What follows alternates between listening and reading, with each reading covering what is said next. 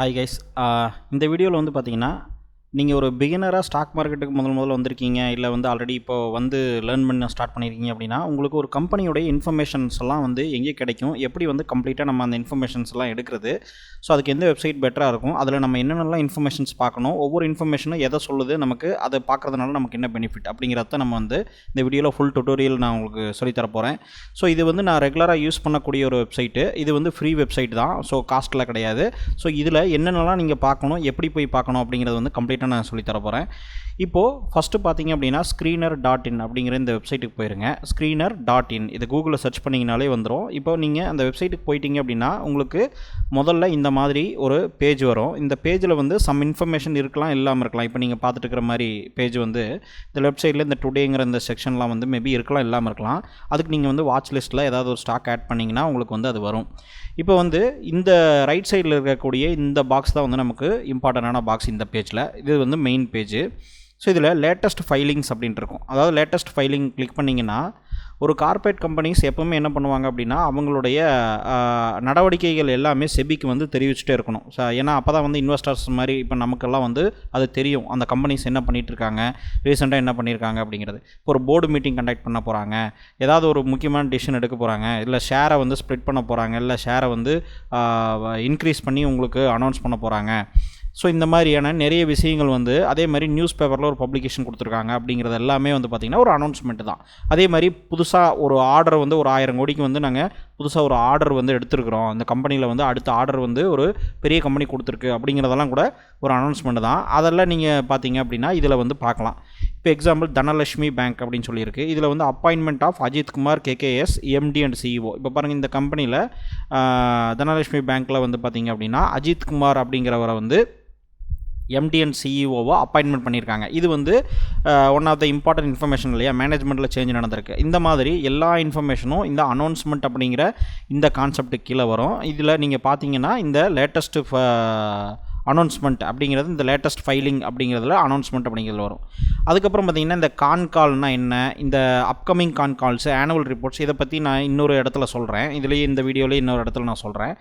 இப்போதைக்கு பார்த்திங்க அப்படின்னா உங்களுக்கு இந்த லேட்டஸ்ட் ஃபைலிங்னா இப்போ என்னென்னலாம் ஃபைல் பண்ணியிருக்காங்க, ஈவன் குவார்ட்டர்லி ரிசல்ட் எல்லாமே வந்து ஃபைலிங் பண்ணது எல்லாமே அதில் லிஸ்ட்டாக வரும், லேட்டஸ்ட் ஃபைலிங் எல்லாமே.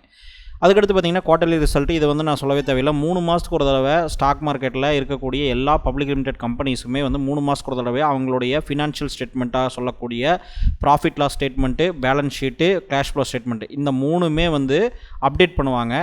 இந்த 3 மாதத்தில் நாங்கள் என்ன சம்பாரிச்சிருக்கோம், எவ்வளோ லாபம் வந்திருக்கு, அது எல்லாமே அந்த டேட்டா அப்டேட் பண்ணுவாங்க. இந்த டேட்டாவை அப்டேட் பண்ணுறதான் வந்து குவார்ட்டர்லி ரிசல்ட் அப்படின்னு நம்ம சொல்கிறோம். அந்த ரிசல்ட் அப்படிங்கிறது இது எல்லாமே லிஸ்ட் அவுட்டில் இங்கே வரும். ஓகேங்களா, இந்த மாதிரி வரும். இப்போ எக்ஸாம்பிளுக்கு வந்து நாகார்ஜுனா ஃபெர்டிலைசர் அப்படிங்கிற இந்த கம்பெனி பாருங்கள், அனௌன்ஸ் பண்ணியிருக்காங்க. அதாவது வந்து இந்த ரீசெண்ட் குவார்ட்டரில் நெட் ப்ராஃபிட் வந்து 405% வந்து இன்க்ரீஸ் ஆகிருக்கு. காரணம் என்னென்னா ஜூன் 2000 எப்பவுமே குவார்ட்டர்லி ரிசல்ட் அப்படிங்கிறது வந்து பார்த்திங்கன்னா 3 மாதத்துக்கு ஒரு தடவை அனௌன்ஸ் பண்ணுவாங்க. ஒரு குவார்ட்டரை இன்னொரு குவார்ட்டரோட தான் கம்பேர் பண்ணுவாங்க. இப்போ எக்ஸாம்பிள் வந்து 2024 ஜூன் குவார்ட்டரை இது 2023 போன வருஷத்துடைய ஜூன் குவார்ட்டரோட தான் கம்பேர் பண்ணுவாங்க. போன குவார்ட்டரோட கம்பேர் பண்ண மாட்டாங்க. அதாவது இந்த வருஷத்துடைய இந்த லாஸ்ட் 3 குவார்ட்டரை இதுக்கு முன்னாடி இருந்த 3 குவார்ட்டரோட கம்பேர் பண்ண மாட்டாங்க. எப்பவுமே வந்து கார்ப்பரேட்டில் இந்த குவார்ட்டரை ப்ரீவியஸ் இயரோடைய அதே சேம் குவார்ட்டரில் தான் கம்பேர் பண்ணுவாங்க. ஏன்னா அப்போ தான் வந்து கரெக்டான மேட்சிங் நடக்கும். ஏன்னா ஒரு சீஸ்னாலிட்டி சைக்கிள் இருக்கிறதுக்கு வாய்ப்பு இருக்குது எல்லா பிஸ்னஸ்லேயும். ஸோ அந்த ஒரு ரீசன்னால் வந்து குவார்ட்டர் டு குவார்ட்டர் தான் கம்பேர் பண்ணுவாங்க. இப்போ எக்ஸாம்பிளுக்கு வந்து இதில் என்ன சொல்கிறாங்க அப்படின்னா ஜூன் 2023 குவார்ட்டர் வந்து பார்த்திங்கன்னா -805 கோடி, அதாவது 805 கோடி லாஸ் பண்ணிக்கிற கம்பெனி இப்போது ஜூன் 2024 பார்த்திங்கன்னா 2453 கோடி ப்ராஃபிட் பண்ணியிருக்குது அப்படிங்கிறது கிளியராக வந்து தெரிஞ்சிருக்கு. பயங்கரமாக ஜம்ப் ஆகிருக்கு. அதான் 405% போட்டிருக்காங்க. ஆனால் சேல்ஸ் பார்த்தீங்கன்னா 1074 கோடி இருந்தது, இப்போ 871 கோடி தான் சேல்ஸ் பண்ணியிருக்கு. ஸோ சேல்ஸ் வந்து ஒரு 19% டவுன் ஆகிருக்கு. இந்த மாதிரி எல்லா லேட்டஸ்ட் குவார்ட்டர்லி ரிசல்ட்டில் இப்போ யாரெல்லாம் ஃபைல் பண்ணியிருக்காங்களோ அது எல்லாமே வந்து பார்த்திங்கன்னா இங்கே கிளான்ஸ் இருக்கும். இதை வச்சு உங்களுக்கு என்ன பெனிஃபிட் அப்படின்னா, இப்போது நாகார்ஜுனா ஃபெர்டிலைசர்ஸ் இப்போ தான் பண்ணியிருக்காங்க. ஓகேங்களா, இப்போ இன்றைக்கி பண்ணியிருக்காங்க அப்படின்னா, இப்போ இந்த ஓரியன்ட் டெக்னாலஜிஸ் அப்படிங்கிறது இன்றைக்கி பண்ணியிருக்காங்க அப்படின்னா, இப்போ இன்றைக்கி நீங்கள் எடுத்தீங்க அப்படின்னா இந்த கம்பெனியை வந்து கிளிக் பண்ணிங்கன்னா கம்பெனி வந்துடும். இன்றைக்கி கம்பெனி பார்த்திங்கன்னா -1.69% வந்து சேஞ்ச் ஆகிருக்கு. ஏன்னா குவார்ட்டர்லி ரிசல்ட் அனௌன்ஸ் பண்ண உடனேயே மோஸ்ட்லி வந்து எல்லா அனலிஸ்ட்டுமே வந்து அனலைஸ் பண்ணியிருப்பாங்க. அனலைஸ் பண்ணிவிட்டு இவங்க என்ன அடுத்த டிசிஷன் எடுக்கலாம் அப்படிங்கிறத எடுத்திருப்பாங்க. ஓகேங்களா. ஸோ இதுதான் வந்து நடந்திருக்கு. இப்போ குவார்ட்டர்லி ரிசல்ட் இன்க்ரீஸ் ஆனால் ப்ரைஸ் வந்து இன்க்ரீஸ் ஆகணுன்ட்டு அவசியம் கிடையாது. ஏன்னா இதில் நிறைய விஷயங்கள் இருக்குது. அதாவது அவங்க எதிர்பார்த்த ரிசல்ட் வராமல் இருக்கலாம், இல்லைனா ஆல்ரெடி இந்த வளர்ச்சி வந்து ப்ரைஸின் ஆகிருக்கலாம். ஓகேங்களா. ஏற்கனவே 311 ரூபா வந்து இருக்குது. ஓகேங்களா இந்த ஸ்டாக்கு. அதனால் ஏற்கனவே அந்த வளர்ச்சி இது பண்ணிக்கலாம். இதுக்கு வந்து வேல்யூஷன் அப்படின்னு சொல்லுவோம். ஒரு ஸ்டாக்கை எப்படி வேல்யூஷன் பண்ணுறது, அந்த ஸ்டாக்குடைய ப்ரைஸ் வந்து இன்றைக்கி வந்து அண்டர் வேல்யூடாக இருக்கா ஓவர் வேல்யூடாக இருக்கா அப்படிங்கிறத கண்டுபிடிக்கிறதா வேல்யூஷன் அப்படின்னு சொல்லுவோம். அந்த வேல்யூஷன் படி வாங்கினால் மட்டும்தான் உங்களுக்கு வந்து லாபம் நல்லா வரும். ஸோ இன்றைக்கி வந்து ஒரு கம்பெனி விற்றுட்டுருக்கு, இன்றைக்கி 311 ரூபாய்க்கு இந்த கம்பெனி விற்றுட்டுருக்குன்னா இது இந்த கம்பெனி இந்த ரேட் கொடுத்து வாங்கலாமா அப்படிங்கிறது வந்து நம்ம ஃபஸ்ட்டு பார்க்கணும். வேல்யூஷன் இல்லாமல் நீங்கள் வாங்கினீங்கன்னா உங்களுக்கு வந்து பெரிய லெவலில் ப்ராஃபிட் வராது. அதே மாதிரி மார்க்கெட் கீழே போகும்போது உங்களுடைய ஸ்டாக்கும் வந்து பயங்கரமாக கீழே போகிறதுக்கோ இல்லை வந்து மார்க்கெட்டு கிராஷ் ஆகிறதுக்கு முன்னாடி உங்கள் ஸ்டாக் கிராஷ் ஆகிறக்கோ வாய்ப்பு இருக்குது. ஸோ வேல்யூஷனுங்கிறது ஒரு பொருளுக்கு எவ்வளோ ரூபா கொடுக்கலாம் அப்படிங்கிறத வந்து கம்ப்ளீட்டாக அனாலிசிஸ் பண்ணி பண்ணுறதுக்கு பேர் தான் வேல்யூஷன். இப்போ எக்ஸாம்பிள் நீங்கள் இதை பற்றி பேசிக்காக ஃபுல்லாக நீங்கள் கற்றுக்கணும்னு நினச்சிங்கன்னா www.investorstamil.com அப்படிங்கிற நம்மளுடைய வெப்சைட் இருக்குது. இப்போது investorstamil.com அப்படிங்கிற நம்மளுடைய வெப்சைட் இது செக் பண்ணிங்கன்னா இது லிங்க் வந்து டிஸ்கிரிப்ஷன்லேயே கொடுத்துருக்கேன். இதில் வந்து கம்ப்ளீட்டாக நான் கோர்சஸ் கொடுத்துருக்கேன். பேசிக்காக ஒரு ஸ்டாக் மார்க்கெட்டுக்குள்ளே வராங்க அப்படின்னா அவங்க இந்த கோர்ஸ்லேருந்து கம்ப்ளீட்டாக ஸ்டெப் பை ஸ்டெப்பாக ஆர்கனைஸ்டாக இந்த எல்லா கோர்ஸையும் அவங்க பார்க்குற மாதிரி நான் கொடுத்துருக்கேன். இது வந்து தமிழில் தான் இருக்குது. எல்லாமே வீடியோ ப்ளஸ் வந்து ப்ராக்டிக்கல் எக்ஸாம்பிள் எல்லாமே நான் கொடுத்துருக்கேன். வேணா இந்த சைட்டை நீங்கள் செக் பண்ணி பாருங்கள். இது வந்து எல்லா கோர்ஸுமே நீங்கள் பார்த்துக்கலாம். ப்ரீமியம் சப்ஸ்கிரிப்ஷன் மாதிரி நீங்கள் பண்ணிட்டீங்கன்னா நீங்கள் எல்லா கோர்ஸஸும் பார்த்துக்கலாம். வேணா இந்த சைட்டை வந்து செக் பண்ணி பாருங்கள். உங்களுக்கு லிங்க் வந்து டிஸ்கிரிப்ஷனில் கொடுத்துருக்கேன். இப்போ நம்ம விஷயத்துக்கு வருவோம். இப்போ பார்த்தீங்கன்னா இந்த மாதிரியான குவார்ட்டர்லி ரிசல்ட்டை கம்பேர் பண்ணுறதும் குவார்ட்டர்லி ரிசல்ட்டை அனலைஸ் பண்ணுறதுக்கும் இந்த இடத்துல ஈஸியாக நீங்கள் பார்த்துக்கலாம். ஓகேங்களா. இது வந்து ஒரு இம்பார்ட்டண்டான பாயிண்ட். அதுக்கடுத்து அப்கமிங் ரிசல்ட். இப்போது அடுத்து யாரெல்லாம் வந்து ரிசல்ட் அனௌன்ஸ் பண்ண போகிறா அப்படிங்கிறது வந்து உங்களுக்கு இந்த இடத்துல வரும் அப்கமிங் ரிசல்ட்டில். இப்போ இந்த மூணுமே வந்து பார்த்திங்கன்னா இதைத்தான் சொல்லுது. இதுக்கடுத்து பார்த்தீங்கன்னா ஃபீடு அப்படின்னு சொல்லி ஒரு இது இருக்குது. இது ரெண்டும் ஒன்று தான். ஃபீடு ஸ்க்ரீனர் இதோடைய மெயின் பேஜே இந்த பேஜ் தான். அதுக்கடுத்து ஸ்க்ரீன்ஸ் அப்படின்னு ஒன்று இருக்குது. இந்த ஸ்க்ரீன்ஸ் கிளிக் பண்ணிங்க அப்படின்னா உங்களுக்கு இந்த மாதிரி வரும். இதில் வந்து யுவர் ஸ்க்ரீன்ஸ் அப்படின்னு சொல்லி வருது பார்த்தீங்களா. இது நான் க்ரியேட் பண்ண நிறைய ஸ்க்ரீன்ஸு ஃபில்டர்ஸ், அதாவது ஸ்டாக்கை ஃபில்டர் பண்ணுற டெக்னிக்ஸை நான் யூஸ் பண்ணி ஸ்க்ரீன் பண்ணியிருக்கேன். இதில் நிறைய இருக்குது நான் பண்ணி வச்சதுனால. உங்களுக்கு மேபி புதுசாக இப்போ ஓப்பன் பண்ணுறீங்கன்னா எதுவுமே இல்லாமல் இருக்கலாம். ஓகேங்களா. அதனால் வந்து நீங்கள் லாகின் பண்ணிங்க. இந்த வெப்சைட் வந்து ஃப்ரீ தான். நீங்கள் சைன் அப் பண்ணி லாகின் பண்ணிட்டு நீங்கள் யூஸ் பண்ணலாம். இப்போது இதில் கீழே வந்தீங்கன்னா டிஃபால்ட்டாகவே உங்களுக்கு இந்த பாப்புலர் தீம்ஸு இந்த ஸ்க்ரீனர்லாம் ஆல்ரெடி இருக்கும். நீங்கள் க்ரியேட் பண்ணுற ஸ்க்ரீனர் தான் இந்த சைடில் வரும். ஏற்கனவே இருக்கக்கூடிய ஸ்க்ரீனர்ஸ் வந்து இவங்களே டிஃபால்ட்டாக வந்து நிறைய ஸ்க்ரீன்ஸ் க்ரியேட் பண்ணி வச்சுருப்பாங்க. அதெல்லாம் வந்து இங்கே இருக்கும். இப்போ எக்ஸாம்பிளுக்கு டெப்ட் ரிடக்ஷன் அப்படின்னு சொல்லி இந்த ஸ்க்ரீனர் இருக்குது.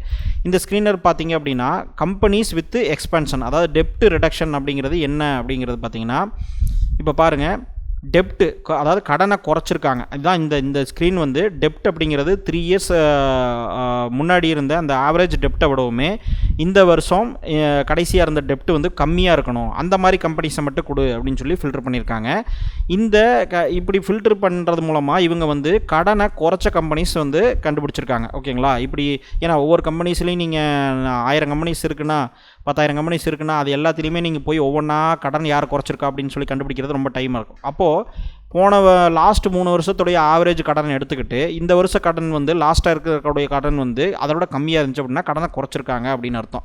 ஸோ மேபி அந்த இடத்துல வந்து பார்த்திங்கன்னா இந்த கடனை குறைச்ச கம்பெனிஸ்னால என்ன ஆகும், வட்டி கட்டுறது குறையும். அப்போ இந்த வட்டி கட்டுறது குறைஞ்சது அப்படின்னு கேட்டிங்கன்னா அப்போ ஆட்டோமேட்டிக்காக அவங்களுடைய லாபம் அதிகரிக்கிறதுக்கு வாய்ப்பு இருக்குது. ஏன்னா வட்டி அவங்க கட்ட வேண்டியதில்லை, வட்டி வந்து எக்ஸ்பென்ஸில் தான் போகும். ஓகேங்களா. அந்த இன்ட்ரெஸ்ட் எக்ஸ்பென்ஸ் குறையிறதுனால ஆட்டோமேட்டிக்காக அவங்களுடைய ப்ராஃபிட் இன்க்ரீஸ் ஆகிறதுக்கு வாய்ப்பு இருக்குது. அதே மாதிரி அவங்களுடைய ஸ்டெபிலிட்டி ஜாஸ்தியாக இருக்க வாய்ப்பு இருக்குது. ஸோ இந்த மாதிரியான ஃபில்டர்ஸ் எல்லாம் வந்து பார்த்திங்கன்னா இந்த ஸ்க்ரீன்ஸில் கீழேயே நிறைய கொடுத்துருப்பாங்க. இதில் வந்து இந்த பாப்புலர் தீம்ஸில் பார்த்திங்கன்னா இந்த நிறைய கம்பெனிஸ் இருக்குது. இப்போ கம்பெனிஸ் கிரியேட்டிங் நியூ ஹை, அதாவது வந்து இப்போது ஹையாக போயிட்டு இருக்கிற கம்பெனிஸ் இருக்குது. எஃப்ஐஐ பையிங், அதாவது எஃப்ஐஐ வந்து இப்போது எந்த கம்பெனிஸ் எல்லாம் ரீசெண்டாக வந்து லாஸ்ட் குவார்ட்டரில் பை பண்ணியிருக்காங்க அப்படிங்கிறது இருக்கும். சரிங்களா. இதெல்லாம் வந்து ஒரு ஃபில்டர்ஸ். ஸோ இதை பற்றி நம்ம இன்னும் டீட்டெயில்ஸாக நீங்கள் எப்படி கிரியேட் பண்ணுறது அப்படின்னு நான் சொல்கிறேன். இந்த மாதிரி இருக்கிறது எல்லாமே ஃபில்டர்ஸ். இப்போது ப்ரௌஸ் செக்டார்ஸ் அப்படின்னு சொல்லி ரைட் சைடில் இருக்குது. இப்போது எக்ஸாம்பிளுக்கு எனக்கு வந்து ஆட்டோமொபைல் செக்டார்ஸில் வந்து நான் ஸ்டாக்ஸை நான் பிக் பண்ணணும். ஏன்னா ஆட்டோமொபைல் செக்டார் வந்து வளர்ச்சி அடையுது. இல்லை வந்து எனக்கு வந்து ஒரு கெமிக்கல் செக்டாரை வந்து நான் செலக்ட் பண்ணணும். ஏன்னா கெமிக்கல் செக்டார் வந்து இதாகுது. இல்லைனா கோல்டுடைய விலையெல்லாம் ஏறிட்டு இருக்கு இல்லையா. அப்போ டைமண்டு, ஜெம்ஸ், ஜுவல்லரி கம்பெனிஸ் எல்லாம் வந்து நான் வாங்கலான் இருக்கேன். அதை நான் அனலைஸ் பண்ணோம் அப்படின்னா இப்போ டைமண்ட், ஜெம்ஸ், ஜுவல்லரி இந்த செக்டாரில் கிளிக் பண்ணிங்கன்னா அதில் இருக்கிற எல்லா கம்பெனிஸும் உங்களுக்கு வந்துடும். இப்போ எக்ஸாம்பிளுக்கு கல்யாண் ஜுவல்லரிஸ் அப்படிங்கிறதெல்லாம் வந்து பார்த்திங்கன்னா கோல்டு செஞ்சு விற்கக்கூடிய கம்பெனிஸு, ரீட்டைலர்ஸு. ஸோ இதெல்லாம் வந்து கோல்டு கம்பெனிஸாக வந்துடும். நீங்கள் வந்து அதை வந்து அனலைஸ் பண்ணிக்கலாம். ஸோ இப்போது செக்டார் பேஸ்டாக நீங்கள் போகணுன்னா இந்த ப்ரௌஸ் செக்டார்ஸ் அப்படிங்கிற ரைட் சைடில் இருக்கிறத எல்லாத்துலேயுமே நீங்கள் போய் பார்க்கலாம். ஏன்னா ஒவ்வொரு செக்டாருக்கும் ஒவ்வொரு நேச்சர் இருக்குது. இப்போ இந்த ஏன் செக்டார் பேஸ்டாக கொடுத்துருக்காங்க ஃபில்டர் அப்படின்னா, ஒவ்வொரு செக்டாருக்கும் ஒரு நேச்சர் இருக்குது. இப்போ எக்ஸாம்பிள் பேங்க்குக்கு எடுத்துக்கிட்டிங்க அப்படின்னா, பேங்க்குக்கு வந்து எப்போவுமே கடன் ஜாஸ்தியாக தான் இருக்கும். ஏன்னா அவங்க கடன் வாங்கி கடன் கொடுக்குற வேலை. அதனால் வந்து பேங்க்குடைய டெப்ட் டு ஈக்விட்டி ரேஷியோ வந்து ரொம்ப ஜாஸ்தியாக இருக்கும். அதே மாதிரி இப்போ ஒவ்வொரு செக்டார், இப்போ ஃபெர்டிலைசர் செக்டார் எடுத்துட்டிங்கன்னு வச்சுங்க. இப்போது அக்ரோ கெமிக்கல்ஸ் இதான் ஃபெர்டிலைசர்ஸ், அதாவது உரம் தயாரிக்கக்கூடிய கம்பெனிஸ். இப்போ இவங்கெல்லாம் பார்த்தீங்கன்னா அந்த மழை வர்ற சீசன் டைமுக்கு முன்னாடி தான் வந்து பார்த்திங்கன்னா இவங்களுடைய ஸ்டாக்ஸ் எல்லாம் பயங்கரமாக இன்க்ரீஸ் ஆகும். நார்மலாகவும் இன்க்ரீஸ் ஆகும். ஆனால் அந்த சீசன் சைக்கிளில் பார்த்திங்கன்னா இவங்களது பயங்கரமாக இன்க்ரீஸ் ஆகும். காரணம் என்னென்னா இவங்களோட நேச்சர் வந்து சீஸ்னாலிட்டி. அந்த டைமில் தான் உரம் ஜாஸ்தியாக விற்கும். அப்போ அந்த சீஸ்னாலிட்டி சைக்கிள்லாம் வந்து உங்களுக்கு வரும். ஸோ அதனால் நீங்கள் செக்டார் பேஸ்டாகவும் நீங்கள் எடுத்து அதை அனலைஸ் பண்ணி பார்க்கலாம்.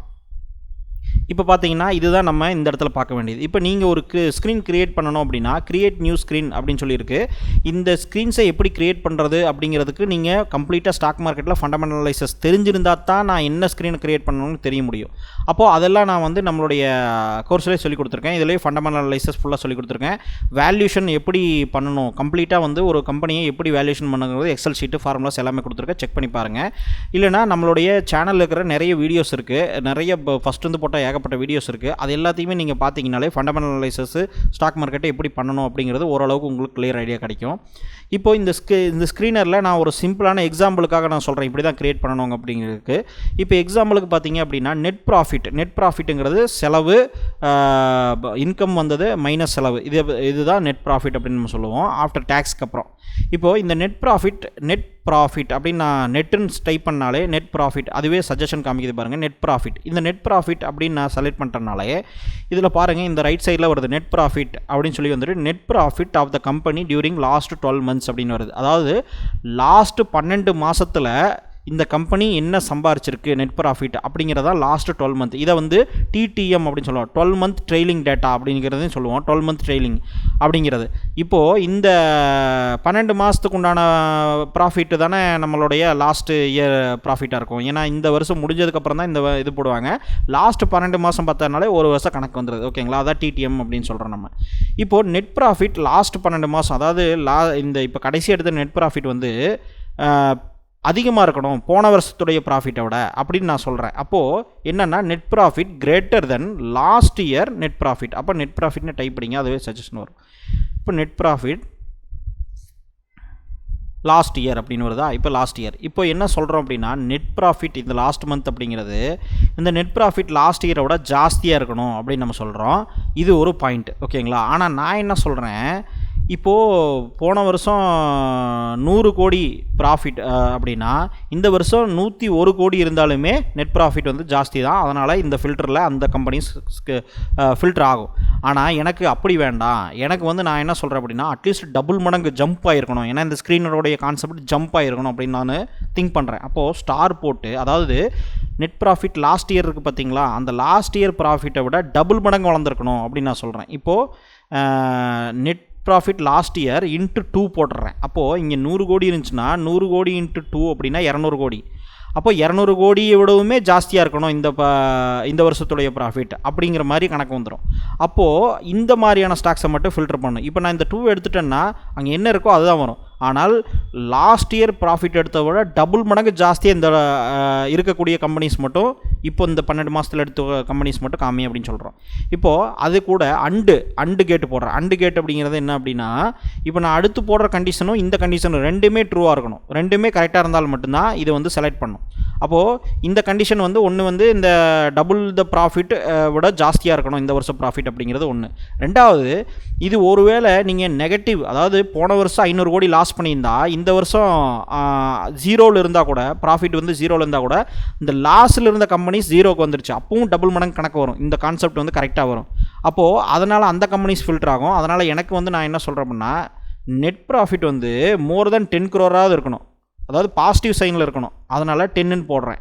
அப்போ இந்த ரெண்டு கண்டிஷனுமே கரெக்டாக இருக்கிற கம்பெனிஸ் மட்டும்தான் ஃபில்டர் ஆகும். இப்போது ரன் திஸ் கொரின்னு நான் கொடுத்தேன் அப்படின்னா இது ஃபில்டர் ஆகும். இப்போ இந்த இடத்துல என்ன கேட்டிருக்கேன்னா only companies with June 2024 result அப்படின்னு சொல்கிறாங்க.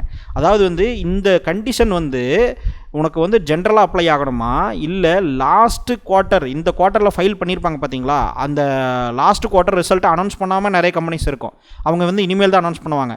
அப்போ இந்த கண்டிஷன் வந்து லாஸ்ட்டு குவார்ட்டர்லி ரிசல்ட் அனௌன்ஸ் பண்ண கம்பெனிஸு மட்டுமே எடுத்து ஃபில்டர் பண்ணுமான்னு கேட்குது. Only companies with June 24 result, அதாவது வந்து லாஸ்ட் குவார்ட்டர், இந்த லாஸ்ட்டாக இப்போ ஃபைல் பண்ணவங்கள அந்த ஃபைல் பண்ணவங்களது மட்டும்தான் எடுத்து இது பண்ணணும் அப்படின்னு சொல்கிறியா, இல்லை வந்து ஜென்ரலாக வந்து எல்லாத்துக்கும் அப்ளை பண்ணிடலாமா அப்படின்னு கேட்குது.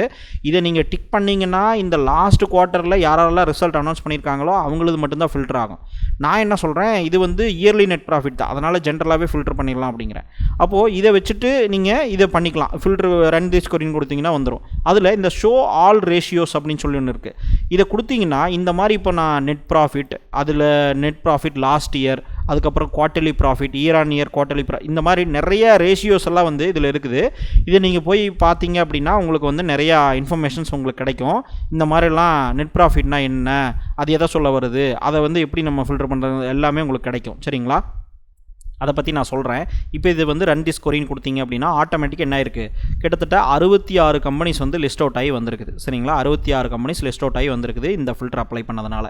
இப்போ இந்த ஃபில்டரை வந்து நம்ம சேவ் பண்ணணும், நான் வந்து ஃபியூச்சரில் யூஸ் பண்ணிக்கணும் அப்படிங்கும்போது ஒவ்வொரு தடவையும் டைப் பண்ண முடியாது. சேவ் பண்ணணும்னா சேவ் திஸ் கொரி அப்படின்னு கொடுத்துட்டு இப்போ வந்து நான் என்ன கொடுக்குறேன் அப்படின்னா நெட் ப்ராஃபிட் ஜம்ப் அப்படின்னு நான் கொடுக்குறேன். ஓகேங்களா, மேபி ஏன்னா அந்த கான்செப்டில் தானே நம்ம ஃபில்டர் பண்ணியிருக்கோம், அதனால் அந்த கான்செப்டில் நான் கொடுக்குறேன். இப்போ கொடுத்துட்டு மேக் திஸ் கொரி பப்ளிக் அப்படின்னு கொடுக்குறோம். அதாவது வந்து இந்த கொரியை வந்து மற்றவங்களாலையும் பார்க்க முடியும். பப்ளிக்காக வந்து கொரிஸை வந்து சர்ச் பண்ணாங்க அப்படின்னாலே கூகுளில் வரும், அதில் வந்து உங்களுடைய கொரிஸும் வரதுக்கான வாய்ப்புகள் இருக்குது.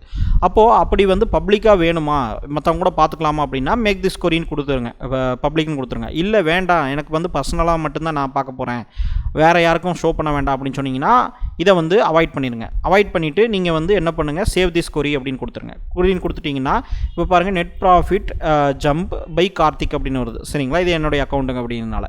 இப்போது இந்த ஸ்க்ரீன்ஸ் வந்து பார்த்தீங்கன்னா இப்போ ஸ்க்ரீன் அப்படிங்கிற இந்த செக்ஷனுக்கு போனீங்கன்னா ஆட்டோமேட்டிக்காக லாஸ்ட்டில் ஆட் ஆகிருக்கும் பாருங்கள், நெட் ப்ராஃபிட் ஜம்ப் அப்படின்னு சொல்லி ஒரு ஸ்க்ரீன் ஆட் ஆகிருக்கா. இப்படி நீங்கள் க்ரியேட் பண்ணும்போது இது ஆட் ஆயிரும். இப்போது இது திருப்பி உள்ளே போவோம்.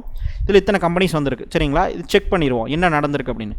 இப்போ எக்ஸாம்பிளுக்கு இப்போ வந்து மார்க்கெட் கேபிட்டலைசேஷன் ரேண்டமாக செலக்ட் ஆகிருக்கு. நான் மார்க்கெட் கேபிட்டலைசேஷனை கிளிக் பண்ணிங்கன்னா நீங்கள் ஹையர் ஆர்டர்லேருந்து வருவீங்க. அதாவது வந்து 84,523 கோடி மார்க்கெட் கேபிட்டலைசேஷன் அதிகமாக இருக்கிற கம்பெனிஸ். ஓகேங்களா, இது திருப்பி கிளிக் பண்ணிங்கன்னா அதாவது அசெண்டிங் ஆர்டர் டிசெண்டிங் ஆர்டர்னு சொல்லுவோம் இல்லையா, இது கம்மியிலேருந்து அதிகம் போகுது மார்க்கெட் கேபிட்டல். இப்போ வந்து மார்க்கெட் கேபிட்டலைசேஷன் அதிகமாக இருந்து கம்மியானது, ஏன்னா மார்க்கெட் கேபிட்டலைசேஷன் ஜாஸ்தியாக இருந்தால் பெரிய கம்பெனிஸ். ஓகேங்களா, அவங்க தான் வந்து ஜாஸ்தியாக இருக்கும். இப்போ இதெல்லாம் என்னங்கிறத வந்து நான் அப்புறமா சொல்கிறேன். ஓரளவுக்கு நீங்கள் கான்செப்டை புரிஞ்சுக்குங்க, அவ்வளோதான். இப்போ பிபி ஃபின்டெக் அப்படின்னு இருக்குது, அதானி வில்மார் அப்படின்னு இருக்குது. இப்போ எக்ஸாம்பிள் பிபி ஃபின்டெக் இல்லை அதானி வில்மாரை கிளிக் பண்ணுவோம். இப்போ அதானி வில்மாரை கிளிக் பண்ணிங்க அப்படின்னா இது வந்து என்ன கம்பெனி அப்படிங்கிறது வந்து உங்களுக்கு மோஸ்ட்லி தெரிஞ்சிருக்கலாம். அதானி வில்மார் என்ன ஆயில் மீன்ஸ் குக்கிங் ஆயில் தயாரிக்கிற கம்பெனிஸ், ஜாயிண்ட் வெஞ்சரு. அதை பற்றி நம்ம அப்புறமா பேசுவோம். இப்போ பார்த்தீங்கன்னா நம்ம ஃபில்டர் கரெக்டாக ஒர்க் ஆகிருக்கா அப்படிங்கிற பார்க்குற ப்ராஃபிட் லாஸ் ஸ்டேட்மெண்ட்டில் தான் நம்ம போய் பார்க்கணும், ஏன்னா அதை வச்சு தான் நம்ம அப்ளை பண்ணணும். இப்போ கொடுத்தீங்க அப்படின்னா இது கிளிக் பண்ணிங்கன்னா கீழே அப்படியே லைனாக வரும். நீங்கள் ப்ராஃபிட் லாஸை டேரெக்டாக ஜம்ப் பண்ணால் இப்படி கொடுத்தீங்கன்னா ஜம்ப் ஆயிரும். இப்போ ப்ராஃபிட் லாஸ் ஸ்டேட்மெண்ட்டில் பார்த்தீங்கன்னா லாஸ்ட்டு 12 மந்த் டிடிஎம் அப்படின்னு சொல்லியிருக்கோம். இது வந்து 640 கோடி இருக்குது. இப்போ பார்த்தீங்கன்னா 2024 இப்போது 278 கோடி இருந்தது. இப்போ 278 கோடி இன்ட்டு 2 நம்ம போட்டோம். சரிங்களா, இப்போது நம்ம அதை போடலை அப்படின்னா 278 கோடிக்கு இங்கேருந்து இங்கே 279 கோடி இருந்தாலே உங்களுக்கு வந்து அது ஃபில்டர் ஆயிரும் அந்த ஸ்டாக்கு. ஆனால் இங்கே டபுள் த ஃபில்டர் நம்ம பண்ணுறோம். இப்போ 278 கோடியை நீங்கள் இன்ட்டு 2 போட்டு அதுக்கு மேலே ஜாஸ்தியாக இருந்தால் மட்டும்தான் இந்த கம்பெனிஸ் லிஸ்ட் அவுட் ஆகிருக்கும். அப்போ பாருங்கள் 278 கோடி இங்கே 640 கோடி கிட்டத்தட்ட வந்து பார்த்திங்கன்னா மோர் தென் 2 டைம்ஸ் வந்திருக்கா. இப்போ வேணால் நீங்கள் கால்குலேட் பண்ணி பார்த்துக்கலாம். 278 கோடி இன்ட்டு 2ன்னு போட்டு அது 640 கோடியை விட கம்மியாக தான் இருந்திருக்கும், நீங்கள் பார்த்தீங்கன்னா தெரியும். சரிங்களா, அந்த ஃபில்டர் கரெக்டாக ஒர்க் ஆகிருக்குன்னு அர்த்தம். இப்போ இன்னொரு கம்பெனி கூட நீங்கள் எடுத்தீங்க அப்படின்னா இப்போ எக்ஸாம்பிள் வேறு ஒரு கம்பெனி எடுத்து பார்ப்போம். இப்போ வேறு ஒரு கம்பெனி இப்போ ப்ரூக்ஃபீல்ட்ஸ் இந்தியா ஜி என்டர்டைன்மெண்ட் இருக்குது. ஜி என்டர்டைன்மெண்ட் கொடுத்தீங்க அப்படின்னா இதில் ப்ராஃபிட் லாஸ் ஸ்டேட்மெண்ட்டுக்கு போனீங்க அப்படின்னா ஆட்டோமேட்டிக் என்ன இருக்குது, 141 கோடி, இங்கே வந்து 313 கோடி. ஓகேங்களா, ஜம்ப்பான இது தான் உங்களுக்கு காமிக்குது. ஸோ இப்படி தான் நம்ம வந்து ஃபில்டர்ஸ் அப்ளை பண்ணணும். இப்போ வந்து பார்த்தீங்கன்னா அடுத்து இந்த கம்பெனிஸில் நீங்கள் ஃபில்டர்ஸ் அப்ளை பண்ணிட்டீங்க, அதை வந்து சேவ் பண்ணிட்டீங்கன்னா இந்த இடத்துல வந்துடும். இப்போ நீங்கள் அடுத்து என்ன பண்ண போகிறீங்க, ஸ்க்ரீனர்ஸில் நீங்கள் க்ரியேட் பண்ணுறது எப்படிங்கிறத கற்றுக்கிட்டீங்க. இப்போ வந்து இண்டிவிஜுவலாக ஒரு கம்பெனியை நம்ம செலக்ட் பண்ணணும். என்ன பண்ணுறது அப்படின்னா, இப்போ எக்ஸாம்பிளுக்கு ரிலையன்ஸ் அப்படின்னு சொல்லி சர்ச் பண்ணுவோம். இப்போது ரிலையன்ஸ் வேணாம், ட்ரெண்ட் அப்படின்னு சொல்லி சர்ச் பண்ணுவோம். ட்ரெண்ட் அப்படிங்கிறது வந்து டாட்டாவுடைய கம்பெனி. இப்போ ட்ரெண்ட் அப்படிங்கிறது நீங்கள் எந்த கம்பெனி வேணுமோ அதை சர்ச் பண்ணிங்கன்னா உங்களுக்கு வந்து சஜஷன் காமிக்கும். இதில் ட்ரெண்ட் அப்படிங்கிறத கிளிக் பண்ணிங்க அப்படின்னா ஆட்டோமேட்டிக்காக அதோடைய கம்ப்ளீட் அந்த என்னென்ன டேட்டா இருக்கோ எல்லாம் வந்துடும். இது ஒவ்வொன்றா சொல்கிறேன். இது வந்து என்ன டேட்டா அப்படிங்கிறது ஓவராலாக நான் சொல்கிறேன், ஈஸியாக புரிஞ்சுங்க. இப்போ மார்க்கெட் கேபிட்டலைசேஷன் அப்படின்னா என்ன, இங்கே வந்து பேசிக்காக உங்களுக்கு எல்லா ரேஷியோஸ் எல்லாம் வரும். ரேஷியோ அப்படிங்கிறது என்ன அப்படின்னா, பேசிக்காக வந்து நீங்கள் ஒரு கம்பெனி வந்து லாபம் சம்பாதிக்குது. அந்த லாபம் சம்பாதிக்கிறதுனா நெட் ப்ராஃபிட். இப்போ நெட் ப்ராஃபிட் அப்படிங்கிறது வந்து பார்த்தீங்கன்னா எவ்வளோ நெட் ப்ராஃபிட் போன வருஷத்தை விட இந்த வருஷம் இன்க்ரீஸ் ஆகிருக்கு அப்படிங்கிறது profit variation. Profit variation 3 years அப்படின்னா லாஸ்ட்டு 3 வருஷத்தில் எவ்வளோ ப்ராஃபிட் இன்க்ரீஸ் ஆகிருக்கு அப்படின்னா கிட்டத்தட்ட 101% வந்து இன்க்ரீஸ் ஆகிருக்கு அப்படிங்கிறது அர்த்தம். ஸோ இது சிம்பிளாக வந்து ஒரு சின்ன மெட்ரிக்ஸ்லேயே நம்ம பார்த்தோமா, நம்ம போய் ப்ராஃபிட் லாஸ் ஸ்டேட்மெண்ட்டில் பார்க்காம இங்கேயே சிம்பிளாக பார்த்துட்டோமா, அந்த மாதிரி சிம்பிளாக இருக்கக்கூடிய நிறைய ரேஷியோஸை நீங்கள் முன்னாடியே ஆட் பண்ணி வச்சுக்கிறது தான் இந்த செக்ஷன். அப்போது இந்த செக்ஷனில் பார்த்தீங்கன்னா நிறைய சின்ன சின்ன வேரியேஷன் இருக்குது. இப்போ எக்ஸாம்பிளுக்கு டெப்ட் டு ஈக்விட்டி ரேஷியோ அப்படின்னு இருக்குது. டெப்ட் டு ஈக்விட்டி ரேஷியோ அப்படின்னா கம்பெனி டோட்டலாக எவ்வளோ கடன் வச்சிருக்கு, அந்த கடன் வந்து டோட்டல் ஈக்விட்டியில் எவ்வளோ பர்சன்டேஜ் அப்படின்னு பார்த்தோம்னா வெறும் 0.143% தான். பிலோ 1க்கு இருந்தால் நமக்கு வந்து நல்ல பர்சன்டேஜ் தான். அதனால் வந்து டெப்ட் ஈக்விட்டி பிலோ 1 அப்படிங்கிறது இது இருக்குது. ஓகேங்களா, இதுதான் கணக்கு. ஸோ இதெல்லாம் ரேஷியோ அனாலிசிஸ் அப்படின்னு சொல்லி அந்த கான்செப்டில் சொல்லுவாங்க. இதை பற்றி டீட்டெயில்டாக நான் இன்னும் வீடியோஸ் போடுறேன். ஆனால் இப்போதைக்கு இதெல்லாம் ஓவராலாக தெரிஞ்சுக்கிட்டிங்கன்னா உங்களுக்கு ஒரு கிளியர் பிக்சர் கிடைக்கும். அப்புறம் போய் நீங்கள் உள்ளே நோண்டி பார்த்தீங்கன்னா உங்களுக்கு அதெல்லாம் என்ன அடுத்தடுத்து கான்செப்ட் உங்களுக்கு என்ன படிக்கலாம் அப்படிங்கிறது உங்களுக்கு தெரியும். இப்போ எக்ஸாம்பிள் அடுத்து பார்த்தீங்கன்னா இந்த மாதிரியான ரேஷியோஸ் எப்படி நான் ஆட் பண்ணுறது அப்படின்னு பார்த்தீங்கன்னா, இப்போ எடிட் ரேஷியோஸ்ன்னு இருக்குது பார்த்தீங்களா, இந்த எடிட் ரேஷியோஸ் கொடுத்தீங்க அப்படின்னா இதில் பாருங்கள் ஏகப்பட்ட ரேஷியோஸ் இருக்குது. இப்போ எனக்கு வந்து என்னன்னு கேட்டிங்கன்னா, எனக்கு வந்து டெப்ட் டு ஈக்விட்டி ரேஷியோ இருக்குது, ப்ரைஸ் டு புக் வேல்யூ, இதெல்லாம் நான் செலக்ட் பண்ணது. ஓகேங்களா, இதெல்லாம் செலக்ட் பண்ணதுனால இங்கே வருது. இப்போது எனக்கு வந்து ப்ராஃபிட் க்ரோத் வந்து 3 இயர்ஸ் உடையது வேண்டாம், இப்போ ப்ராஃபிட் க்ரோத் வந்து எனக்கு 5 இயர்ஸ் உடையது வேணும் அப்படின்னு நான் செலக்ட் பண்ணுறேன். இப்போ பார்த்தீங்கன்னா செலக்ட் பண்ணிவிட்டு ஆட்டோமேட்டிக்காக இங்கே கீழே செலக்ட் பண்ணிட்டு சேவ் குயிக் ரேஷியோஸ் அப்படின்னு கொடுத்தீங்கன்னா இப்போ பாருங்கள் அந்த ப்ராஃபிட் வேரியேஷன் அப்படிங்கிறதெல்லாம் நம்ம பார்த்தோம் இல்லையா, அதில் பாருங்கள் 5 இயர்ஸ் அப்படிங்கிறது வந்துருச்சு. இப்போ 5 வருஷத்தில் கிட்டத்தட்ட 56.5% இன்க்ரீஸ் ஆகிருக்குது ப்ராஃபிட் வேரியேஷன் அப்படிங்கிறது இந்த மாதிரி இருக்குது. இப்போ உங்களுக்கு வந்து வேணுங்கிற மாதிரி இப்போ ப்ரொமோட்டர்ஸ் வந்து 37% வந்து ஹோல்டிங் பண்ணியிருக்காங்க. இப்போ நீங்கள் வந்து இங்கே என்ன ரேஷியோஸ் ஏதாவது நீங்கள் ஆட் பண்ணணுன்னா நீங்கள் இதில் சர்ச் பண்ணிங்கனாலும் கிடைக்கும். இப்போ example dept to equity ratio அப்படின்னு சர்ச் பண்ணிங்கனாலும் கிடைக்கும். அதை ஆல்ரெடி ஆட் பண்ணியாச்சு, அதனால் வந்து இதை விட்டுறோம். ஸோ இந்த செக்ஷனில் வந்து நீங்கள் சுருக்கமாக உங்களுக்கு தேவையான வேல்யூஸ் எல்லாம் ஆட் பண்ணிக்கிட்டு நீங்கள் இதில் ஈஸியாக வச்சுக்கிறது ஈஸியாக இருக்கும். அதனால் உங்களுக்கு பார்த்த உடனே குயிக்கான ஒரு ஐடியா கிடைக்கிறதுக்காக இங்கே ஆட் பண்ணிடுவோம். இப்போ ரைட் சைடில் பார்த்தீங்கன்னா எபவுட், எல்லா கம்பெனிஸ்லையும் எபவுட் அப்படிங்கிறது இருக்கும். இது வந்து என்ன சொல்லணும்னா பேசிக்காக இந்த கம்பெனி எதை பற்றினதுங்கிறது உங்களுக்கு சிம்பிளாக இன்ஃபர்மேஷன் கொடுத்துரும். இப்போ எக்ஸாம்பிள் இது பார்ட் ஆஃப் டாடா குரூப். ட்ரெண்ட்டுங்கிறது ஒன்றும் இல்லை, ட்ரெண்ட்டுங்கிறது டாடா குரூப்புடைய ஃபேஷன் ரீட்டைல் கம்பெனிஸ், அதாவது ஃபேஷன்ஸு இதெல்லாம் வந்து பார்த்திங்கன்னா ரீட்டைல் சேல்ஸ் பண்ணுறாங்க. இப்போ எக்ஸாம்பிள் ஜூடியோ அப்படின்னு சொல்லி ஒரு ஷோரூம் பார்த்துருப்பீங்க, மால்லாம் போனீங்கன்னா ஜூடியோன்னு சொல்லிட்டு நிறைய ஃபேமஸாக இப்போது ஆகிட்டுருக்கு. இப்போ இந்த ஜூடியோ வெஸ்ட் சைடுன்னு சொல்லி ஒரு பிராண்ட் இருக்குது. இதெல்லாம் வந்து பார்த்தீங்கன்னா இவங்களோட தான் ட்ரெண்டோடைய கம்பெனி. ஸோ அதில் இப்போ ஜூடியோவில் போய் நீங்கள் ஒரு டிஷர்ட் வாங்குறீங்கன்னா அந்த லாபம் வந்து இந்த கம்பெனியில் ரிஃப்ளெக்ட் ஆகும். ஓகேங்களா, இதுதான் வந்து இது வந்து டாடா குரூப்புடைய ஒரு கம்பெனி. சரிங்களா, டாடா குரூப் நிறைய கம்பெனிஸ் வச்சுருக்காங்க. அதில் வந்து one of the important trend அப்படிங்கிறது வந்து ஒரு கம்பெனி. இப்போ இந்த ட்ரெண்ட் கம்பெனி பற்றி தெரிஞ்சுக்கணும் இன்னும் அதிகமாக அப்படின்னா நீங்கள் ரீட் மோர் கொடுத்தீங்கன்னா ஆட்டோமேட்டிக்காக உங்களுக்கு இது எல்லாமே வரும். சரிங்களா, இப்போ example fashion retailing company owned format என்ன அப்படின்னா வெஸ்ட் சைடு ஜூடியோ பாருங்கள், ஜூடியோவிலிருந்து தான் 55% ரெவன்யூ ஷேர்ஸ் வருது. இப்போ இந்த கம்பெனிக்கு டோட்டலாக சேல்ஸ் நடக்குது இல்லையா, அந்த சேல்ஸில் 55% ஜூடியோ அப்படிங்கிற அந்த ஷாப்பிங் மால்லேருந்து தான் நமக்கு வருது. ஓகேங்களா, அந்த ஷாப்பிங்கில் கம்பெனி அந்த ஷாப்லேருந்து தான் வருது. ஓகேங்களா, அதில் வந்து பார்த்தீங்கன்னா எத்தனை ஸ்டோர் இருக்குது, எத்தனை ஸ்கொயர் ஃபீட்டு அப்படிங்கிறது எல்லாமே நிறைய டீட்டெயில்ஸ் இருக்கும். இது எல்லாமே நீங்கள் வந்து இது பார்த்துக்கலாம். இப்போ example Utsa modern Indian life style format that offers ethnic apparel அப்படின்னு சொல்லி போட்டிருக்காங்க. எத்னிக் அப்பேரல்னால் என்னது, அந்த ஃபங்க்ஷன்ஸ்க்கு இதெல்லாம் போடுவாங்க. இப்போது என்ன சொல்லுவாங்க, இப்போ கல்யாணத்துக்கு அந்த மாதிரிலாம் போடுவாங்க இல்லையா, அந்த மாதிரியான ஒரு பிராண்டுக்கு மட்டுமே செப்பரேட்டாக வச்சுருக்காங்க. இந்த மாதிரி எத்தனை வச்சுருக்காங்க, இவங்க என்னென்னலாம் பண்ணுறாங்க அப்படிங்கிறது எல்லாமே இந்த ட்ரெண்ட் அப்படிங்கிற இந்த இந்த அபவுட் செக்ஷனில் உங்களுக்கு வந்துடும். இதை நீங்கள் படித்து பார்த்துக்கலாம். எல்லா கம்பெனிஸ்க்கும் பேசிக்காக வரும். அப்போது இதுக்கு அடுத்தது போனீங்க அப்படின்னா சார்ட்டு. பேசிக்காக இந்த சார்ட் வந்து ரொம்ப டெக்னிக்கல் அனலைசஸில் பண்ணுற மாதிரி ரொம்ப பயங்கரமாலாம் இருக்காது. சிம்பிளான சார்ட்டு ஒரு ஓவராலாக பார்த்துக்கிறதுக்கு. இப்போ 1 மந்தில் எவ்வளோ இந்த சார்ட் எவ்வளோ மூவ் ஆயிருக்குன்னு பார்க்கலாம். இப்போ மேக்ஸ் கொடுத்துடணும், நம்ம எப்பவுமே மேக்ஸ் கொடுத்து பார்த்துடணும். இப்போ பார்த்தீங்கன்னா ஹிஸ்டாரிக்கலாக பாருங்கள், 53 ரூபா 81 ரூபா இந்த மாதிரி இருந்த ஷேரு சடனாக பாருங்கள் 2021 அப்புறம் அப்படியே பயங்கரமாக வந்து பூம் ஆகிருக்கு. 7400 ரூபாய்க்கு போயிருக்குது. பயங்கரமாக இன்க்ரீஸ் ஆகிருக்குது. இது வந்து ப்ரைஸ். ஸோ பிஇ ரேஷியோ எவ்வளோ இன்க்ரீஸ் ஆகிருக்கு. பிஇ ரேஷியோனா ப்ரைஸுக்கும் அந்த கம்பெனி எவ்வளோ ரூபாய் சம்பாதிக்குது அப்படிங்கிறதுக்கான வித்தியாசம். ஏன்னா நீங்கள் 7000 ரூபா கொடுத்து இந்த கம்பெனி வாங்குறீங்கன்னா 7000 ரூபாய்க்கு எத்தனை ரூபா சம்பாதிக்குது இந்த கம்பெனி. ஒரு ஷேருக்கு 7000 ரூபா கொடுக்குறீங்க. அப்போ அந்த 7000 ரூபாய்க்கு எத்தனை ரூபா சம்பாதிக்குது அப்படிங்கிறது ஒரு ஷேர் கணக்கு பண்ணிங்கன்னா அதுதான் பிஇ ரேஷியோ. அப்போது இந்த பிஇ ரேஷியோ கொடுத்தீங்கன்னா இப்போ பிஇ ரேஷியோ பார்த்தீங்கன்னா கிட்டத்தட்ட 200 டைம்ஸ் இருக்குது. அதாவது வந்து இது எப்படி நம்ம புரிஞ்சுக்கலாம் அப்படின்னா, இப்போ வந்து ஸ்டாக் பிஇ 210 இருக்குது. இப்போது நீங்கள் ப்ராஃபிட் லாஸ் ஸ்டேட்மெண்ட்டுக்கு போனீங்க அப்படின்னால், இப்போது கம்பெனி வந்து 1700 கோடி வந்து லாஸ்ட்டாக 12 மந்த்து லாபம் பண்ணியிருக்கு. 1700 கோடி நெட் ப்ராஃபிட் பண்ணியிருக்கு. அதை ஒரு ஷேர் கணக்கு பண்ணிங்கன்னா divided by total number of shares போட்டோம் அப்படின்னா 47 ரூபா 98 பைசா வந்திருக்கும். கரெக்டுங்களா? இப்போ 47 ரூபா 98 பைசா அப்படிங்கிறது வந்து பார்த்தீங்கன்னா ஒரு ஷேருக்கு இந்த கம்பெனி சம்பாதிக்கிறது. ஆனால் இந்த ஷேருடைய விலை பார்த்தீங்கன்னா கிட்டத்தட்ட 7403 ரூபா. அப்போ 7403 ரூபா கொடுத்து இந்த ஷேரை நீங்கள் வாங்குறீங்க அப்படின்னா அந்த ஷேர் உங்களுக்கு சம்பாதிக்கிறது 48 ரூபா. அப்போ பர்சன்டேஜ் கணக்கில் பார்த்தீங்கன்னா 1% பிலோ போயிடும். சரிங்களா? ஏன்னா 7400ல் 10% சம்பாரிச்சா கூட 740 ரூபா வரணும். 1% சம்பாரிச்சா கூட கிட்டத்தட்ட 74 ரூபா வரணும்னு நினைக்கிறேன். ஏன்னா 10% 1% 74 ரூபாய் அது வரணும். ஆனால் இது அதுக்கும் பிலோவாக இருக்குது, 46 ரூபாய் இருக்குது. அப்போது பிலோ 1% தான் உங்களுக்கு ரிட்டர்ன் வந்து இது கிடைக்கும். ஆனால் அப்படி இருந்தும் இந்த ஸ்டாக் ப்ரைஸ் ஏன் அதிக பேர் வாங்குறாங்க, ஏன் மேலே போகுது அப்படின்னா, ஸ்டாக் ப்ரைஸ் ஏற்கனவே நான் போன வீடியோ சொன்ன மாதிரி நான் நிறைய வீடியோஸ் போட்டிருக்கேன். எல்லாம் பார்த்தீங்கன்னா தான் புரியும். போன வீடியோவில் நான் சொன்ன மாதிரி ஸ்டாக் ப்ரைஸ் அப்படிங்கிறது ஃபியூச்சரை பேஸ் பண்ணி தான் இருக்கே தவிர ப்ரெசென்ட்டை பேஸ் பண்ணி கிடையாது. ஃபியூச்சரில் இந்த கம்பெனி எவ்வளோ போகும் அப்படிங்கிற கான்செப்டை பொறுத்து தான் அவங்க வந்து இன்வெஸ்டர்ஸ் வந்து அனலைஸ் பண்ணுவாங்க. அதில் தான் வந்து வேல்யூஷன் அப்படிங்கிற அந்த கான்செப்ட் வருது. இந்த வேல்யூஷனில் மல்டிபிள் டைப் ஆஃப் வேல்யூஷன்ஸ் இருக்குது. அதில் ஒன்று அப்சல்யூட் வேல்யூஷன், இன்னொன்று ரிலேட்டிவ் வேல்யூஷன். ஸோ இதை பற்றின எல்லாமே வந்து இந்த 2 கோர்ஸும் அப்சல்யூட் வேல்யூஷன், இது வந்து ரிலேட்டிவ் வேல்யூஷன். இதை கம்ப்ளீட்டாக எப்படி பண்ணுறதுங்க ப்ராக்டிக்கல் டெமோவோட எக்ஸல் ஷீட்டோடைய ஃபார்முலாவோட நான் கொடுத்துருக்கேன். இப்போ அதை சொன்னோம் அப்படின்னா ரொம்ப பெரிய கோர்ஸாக போகும்.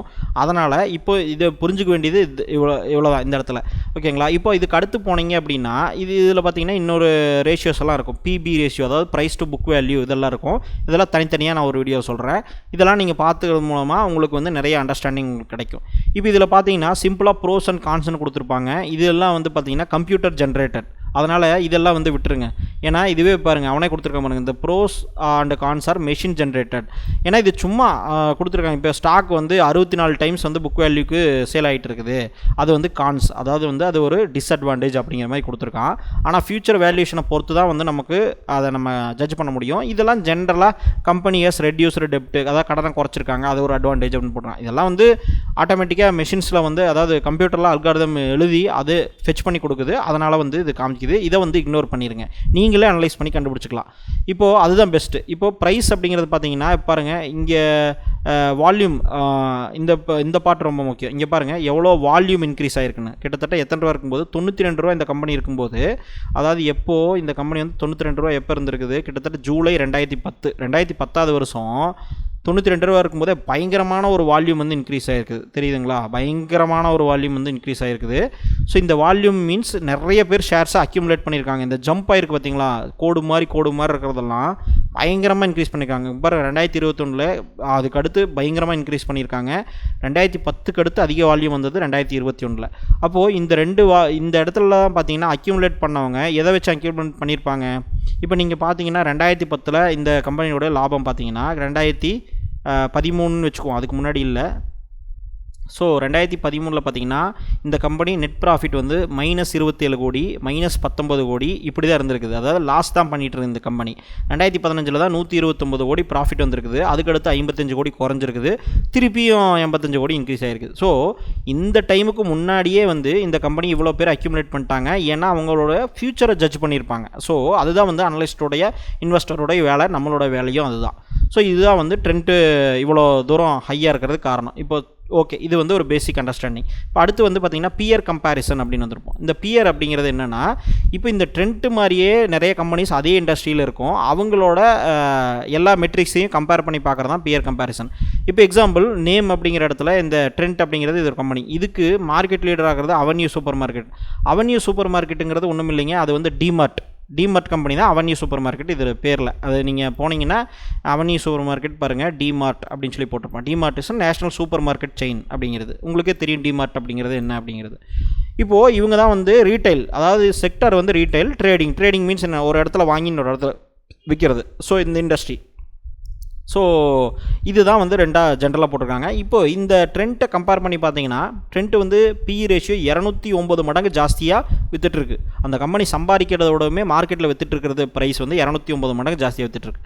இப்போ இது அவென்யூ சூப்பர் மார்க்கெட் பார்த்திங்கன்னா 128 டைம்ஸ் வந்து ஜாஸ்தியாக விற்றுட்டுருக்கு. ஓகேங்களா? ஸோ இதுதான் வந்து நீங்கள் புரிஞ்சுக்க வேண்டிய ஒரு விஷயம். இந்த மாதிரி கம்பேர் பண்ணி பார்க்கும்போது ஏத்தாஸ் லிமிடெட் அப்படின்னு சொல்லி ஒரு கம்பெனி இருக்குது. இது வந்து 93 டைம்ஸ் தான் விற்றுட்டுருக்கு. ஸோ அதே மாதிரி எலக்ட்ரானிக்ஸ் மார்ட் வந்து 42. இதுதான் இருக்கிறதுலே கம்மி PE ரேஷியோ. அதாவது சம்பாதிக்கிறது அமௌண்ட்டை விடவுமே மார்க்கெட்டில் விற்றுட்டுருக்கிறது ரொம்ப அதிகமாக விற்றுட்டுருக்கு. இதுதான் கொஞ்சம் ஓரளவுக்கு கம்மியாக விற்றுட்டுருக்கு. மேபி இது ஒரு அட்வான்டேஜாக இருக்கலாம் இந்த கம்பெனி. இதெல்லாம் கம்பேர் பண்ணி பார்க்குறக்காக. இப்போ எக்ஸாம்பிளுக்கு வந்து பார்த்தீங்கன்னா கடன் டெப்ட் ஈக்விட்டி வந்து யாருக்கு அதிகமாக இருக்குன்னு பார்த்தீங்கன்னா 1.15 எலக்ட்ரானிக்ஸ் மார்ட் தான் ஜாஸ்தியாக இருக்குது டெப்ட். இப்போது இதோடைய சேர்த்து எப்படி நம்ம கம்பேர் பண்ணோன்னா மீடியன் அப்படின்னு சொல்லி வந்திருக்கு பார்த்தீங்களா. இதில் வந்து ஆவரேஜாக ரீட்டைல் இண்டஸ்ட்ரீஸ் வந்து பார்த்திங்கன்னா 62 மடங்கு வந்து ஜாஸ்தியாக தான் விற்றுட்டுருக்குது. ஆவரேஜாக இது எல்லாமே ஆவரேஜ் பண்ணி போட்டிருக்காங்க. அப்போது 62 மடங்கு ஜாஸ்தியாக விற்றுட்டுருக்குன்னா இங்கே வந்து ரெட் டேப் அப்படின்னு சொல்லி இந்த கம்பெனி வந்து 62 தான் இருக்குது கரெக்டாக. அப்போ பிலோ 62 இருக்கிறது எல்லாமே ஓரளவுக்கு வந்து கம்மியான விலையில் விற்றுட்டுருக்கு அப்படிங்கிறத நம்ம எடுத்துக்கலாம். ஆனால் அந்த இடத்துல இப்படி மட்டுமே வச்சு நம்ம எடுத்துக்க முடியாது. இது வந்து ஜஸ்ட் ஒரு மெட்ரிக். இந்த மாதிரி இண்டஸ்ட்ரியில் இருக்கிற மற்ற காம்படிட்டரோட கம்பெனியை கம்பேர் பண்ணி பார்க்குறது தான் வந்து இந்த செக்ஷன் பியர் கம்பேரிசன் ஆகுது. இதில் இன்னொரு முக்கியமான விஷயம் புரிஞ்சுக்க வேண்டியது என்னென்னா, பியர் கம்பேரிசன் அப்படிங்கிறது பார்த்தீங்களா, இது வந்து 100% கரெக்ட் கிடையாது. ஏன்னா ட்ரேடிங் ரீட்டைல் அப்படின்னு சொல்லி சொல்கிறாங்க. இப்போ ரீட்டைல் அப்படின்னா எல்லாமே ரீட்டைல் தான், சரிங்களா? எல்லாமே ரீட்டைல் தான். இப்போ எக்ஸாம்பிளுக்கு அவென்யூ சூப்பர் மார்க்கெட்டையும் ட்ரெண்ட்டையும் கம்பேர் பண்ணுறாங்க. அவென்யூ சூப்பர் மார்க்கெட்டில் என்ன விற்கிது? டிமார்ட்டில் எல்லாமே விற்கிது. ஓகேங்களா? அரிசி பருப்புலேருந்து எல்லாமே விற்கிது. ஆனால் ட்ரெண்ட்டில் வந்து பார்த்தீங்க அப்படின்னா அவங்க வந்து ஒரு ஸ்பெசிஃபிக் செக்மெண்ட்டில் இப்போ ட்ரெஸ்ஸு, ஃபேஷன் மார்க்கெட் அந்த மாதிரி இருப்பாங்க. இப்போது இந்த மெட் ப்ளஸ் ஹெல்த் அப்படிங்கிறது health care type of company. அதாவது இந்த என்ன சொல்லுவாங்க, இந்த ஃபார்மாசூட்டிக்கல் நம்ம போய் வாங்கணும் இல்லையா, ஃபார்மாசூட்டிக்கல் மருந்து வாங்குகிற அந்த கடைக்கு பேர் என்ன, ஜஸ்ட் நீங்கள் போய் ஒரு ஹாஸ்பிட்டல் பக்கத்தில் இருக்கலாம், அந்த மாதிரியான டைப்பு. அப்போது இந்த மார்க்கெட்டையும் இந்த மார்க்கெட்டில் இருக்கிற கம்பெனியும் கம்பேர் பண்ண முடியுமா? அது வந்து கரெக்டான மெத்தடா அப்படிங்கிறது வந்து பார்த்திங்கன்னா ஆக்சுவலாக 100% கரெக்ட் கிடையாது. அது வந்து நம்ம வந்து முக்கியமாக பார்க்க வேண்டிய விஷயம், சரிங்களா? அப்போ வந்து இது எல்லாமே வந்து பார்த்திங்கன்னா இஷ்டத்துக்கு நம்ம கம்பேர் பண்ண முடியாது. ஒரு துணிக்கடையை இன்னொரு துணிக்கடையோட கம்பேர் பண்ணலாம். ஆனால் ஒரு துணிக்கடையும் ஒரு ஹோட்டல் கடையும் கம்பேர் பண்ணிங்கன்னா கம்பேர் பண்ண முடியாது இல்லையா? அதை வந்து கம்பேர் பண்ணுறதும் கரெக்டு கிடையாது. ஸோ இந்த விஷயத்தை நீங்கள் புரிஞ்சுக்கணும். இதுதான் வந்து கம்பேரிசனில் நீங்கள் பார்க்க வேண்டியதும் ப்ளஸ் இக்னோர் பண்ண வேண்டியதும் கவனமாக இருக்க வேண்டியதும். இப்போ அடுத்து குவார்ட்டர்லி ரிசல்ட் அப்படின்னா 3 மாதத்துக்கு ஒரு தடவை கார்பரேட்ஸ் வந்து குவார்ட்டர்லி ரிசல்ட் அனௌன்ஸ் பண்ணுவாங்க. அதாவது வந்து 3 மாதத்துக்கு ஒரு தடவைனா இப்போ ஒரு கார்பரேட் வந்து அனௌன்ஸ் பண்ணுறாங்கன்னு வச்சுக்கோங்களேன், இந்த வருஷம் ஜனவரி, பிப்ரவரி, மார்ச், அப்போ அந்த 3 மாதத்துடைய லாபம் நஷ்டம் அந்த 3 ஸ்டேட்மெண்ட் நான் சொன்ன profit loss statement, balance sheet and cash flow statement, இதெல்லாம் 3ஐயும் எடுத்து இந்த மாதிரி எல்லா டேட்டாவும் செபியில் சப்மிட் பண்ணுவாங்க. அவங்க வந்து இந்த மாதிரியான வெப்சைட் எல்லாமே ஏபிஐ வச்சு ஃபெச் பண்ணி உங்களுக்கு காமிப்பாங்க. இப்போது இந்த ஒவ்வொரு 3 மாதத்துக்கும் பாருங்கள், ஜூன் குவார்ட்டர் அப்படிங்கிறது 2021, அதுக்கடுத்து September quarter, June, July, August, September. So 3 மாதம் கழிச்சு வருதா. அப்போது அதுக்கடுத்து டிசம்பர். இந்த மாதிரி 3 மாதத்துக்கு ஒரு தடவை ஃபைல் பண்ணிகிட்டே வருவாங்க. அதை கம்பேர் பண்ணும்போது இது குவார்ட்டர்லி ரிசல்ட் அப்படின்னு சொல்லுவோம். இப்போது இந்த குவார்ட்டர்லி ரிசல்ட்டை நீங்கள் எப்படி பார்க்கணும் அப்படின்னா, இந்த ஜூன் மாதம் 2024னா போன வருஷம் ஜூன் மாதம் 2023 தான் நீங்கள் பார்க்கணும். இதை முன்னாடி மார்ச் மாதத்தோட கம்பேர் பண்ணக்கூடாது. அதை தான் நான் சொன்னேன். இப்போ ஜூன் 2024க்கும் மார்ச் 2024க்கும் கம்பேர் பண்ணக்கூடாது. ஓகேங்களா? ஏன்னா மார்ச் 2024 712 கோடி, ஜூன் அப்படின்னு கம்பேர் பண்ணும்போது 391 கோடி கம்மியாக இருக்குது. லாபம் நெட் ப்ராஃபிட் வந்து கம்மியாக இருக்குது அப்படின்னு நினைப்பீங்க. ஆனால் இப்படி கம்பேர் பண்ணக்கூடாது. நீங்கள் எப்படி கம்பேர் பண்ணணுன்னா ஜூன் 2024 ஜூன் 2023 தான் கம்பேர் பண்ணணும். ஏன்னா எப்பவுமே வந்து ஒரு குவார்ட்டரை போன வருஷத்துடைய அதே குவார்ட்டரில் தான் கம்பேர் பண்ணணும். ஏன்னா அதுக்கு முக்கியமான ரீசன் இருக்குது.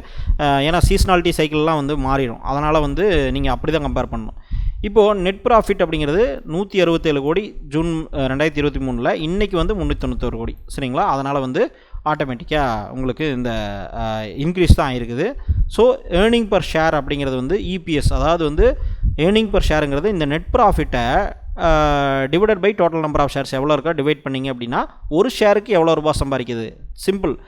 டோட்டலாக ஒரு டீ கடையில் வந்து ஒரு 1 லட்ச ரூபா மாதம் நெட் ப்ராஃபிட் சம்பாதிக்குது அப்படின்னா நீங்கள் அந்த டீ கடையை வந்து ஒரு 50,000 ஷேர்ஸாக பிரிச்சிருக்கீங்க கம்பெனியை ஆரம்பிக்கும் போது அப்படின்னா அப்போது டோட்டலாக 1 லட்சம் நெட் ப்ராஃபிட்டு. ஆனால் டிவைடட் பை அந்த 50,000 ஷேர்ஸாக போடும்போது ஒரு ஷேருக்கு எவ்வளோ ரூபா சம்பாதிக்குது அப்படின்னு. ஏன்னா அதை வச்சு தான் நம்ம அந்த ஒரு ஷேரை வாங்க முடியும். ஸோ எவ்வளோ ரூபாய் சம்பாதிக்கும். அதனால் எல்லாமே ஒரு ஷேருக்கு நம்ம மார்க்கெட்டில் வாங்கினதுனால எல்லாத்தையுமே ஒரு ஷேருக்கு கனெக்ட் பண்ணிட்டாங்க. ஓகேங்களா? அதனால தான் எல்லாத்தையுமே ஒரு ஷேருக்கு டிவைட் பண்ணுறதுக்கான ரீசன். ஸோ இப்போ அடுத்து ப்ராஃபிட் லாஸ் ஸ்டேட்மெண்ட். ப்ராஃபிட் லாஸ்னால் இந்த 3 மாதத்துக்கு ஒரு தடவை அனௌன்ஸ் பண்ணாமல் டோட்டலாக என்டையர் இயரையுமே ஒரு தடவை வந்து சப்மிட் பண்ணுவாங்க. ஓகேங்களா? ஒவ்வொரு வருஷம் முடியும் போது ஏப்ரல் டு மார்ச் குவார்ட்டரில் அவங்க வந்து டோட்டலாக வந்து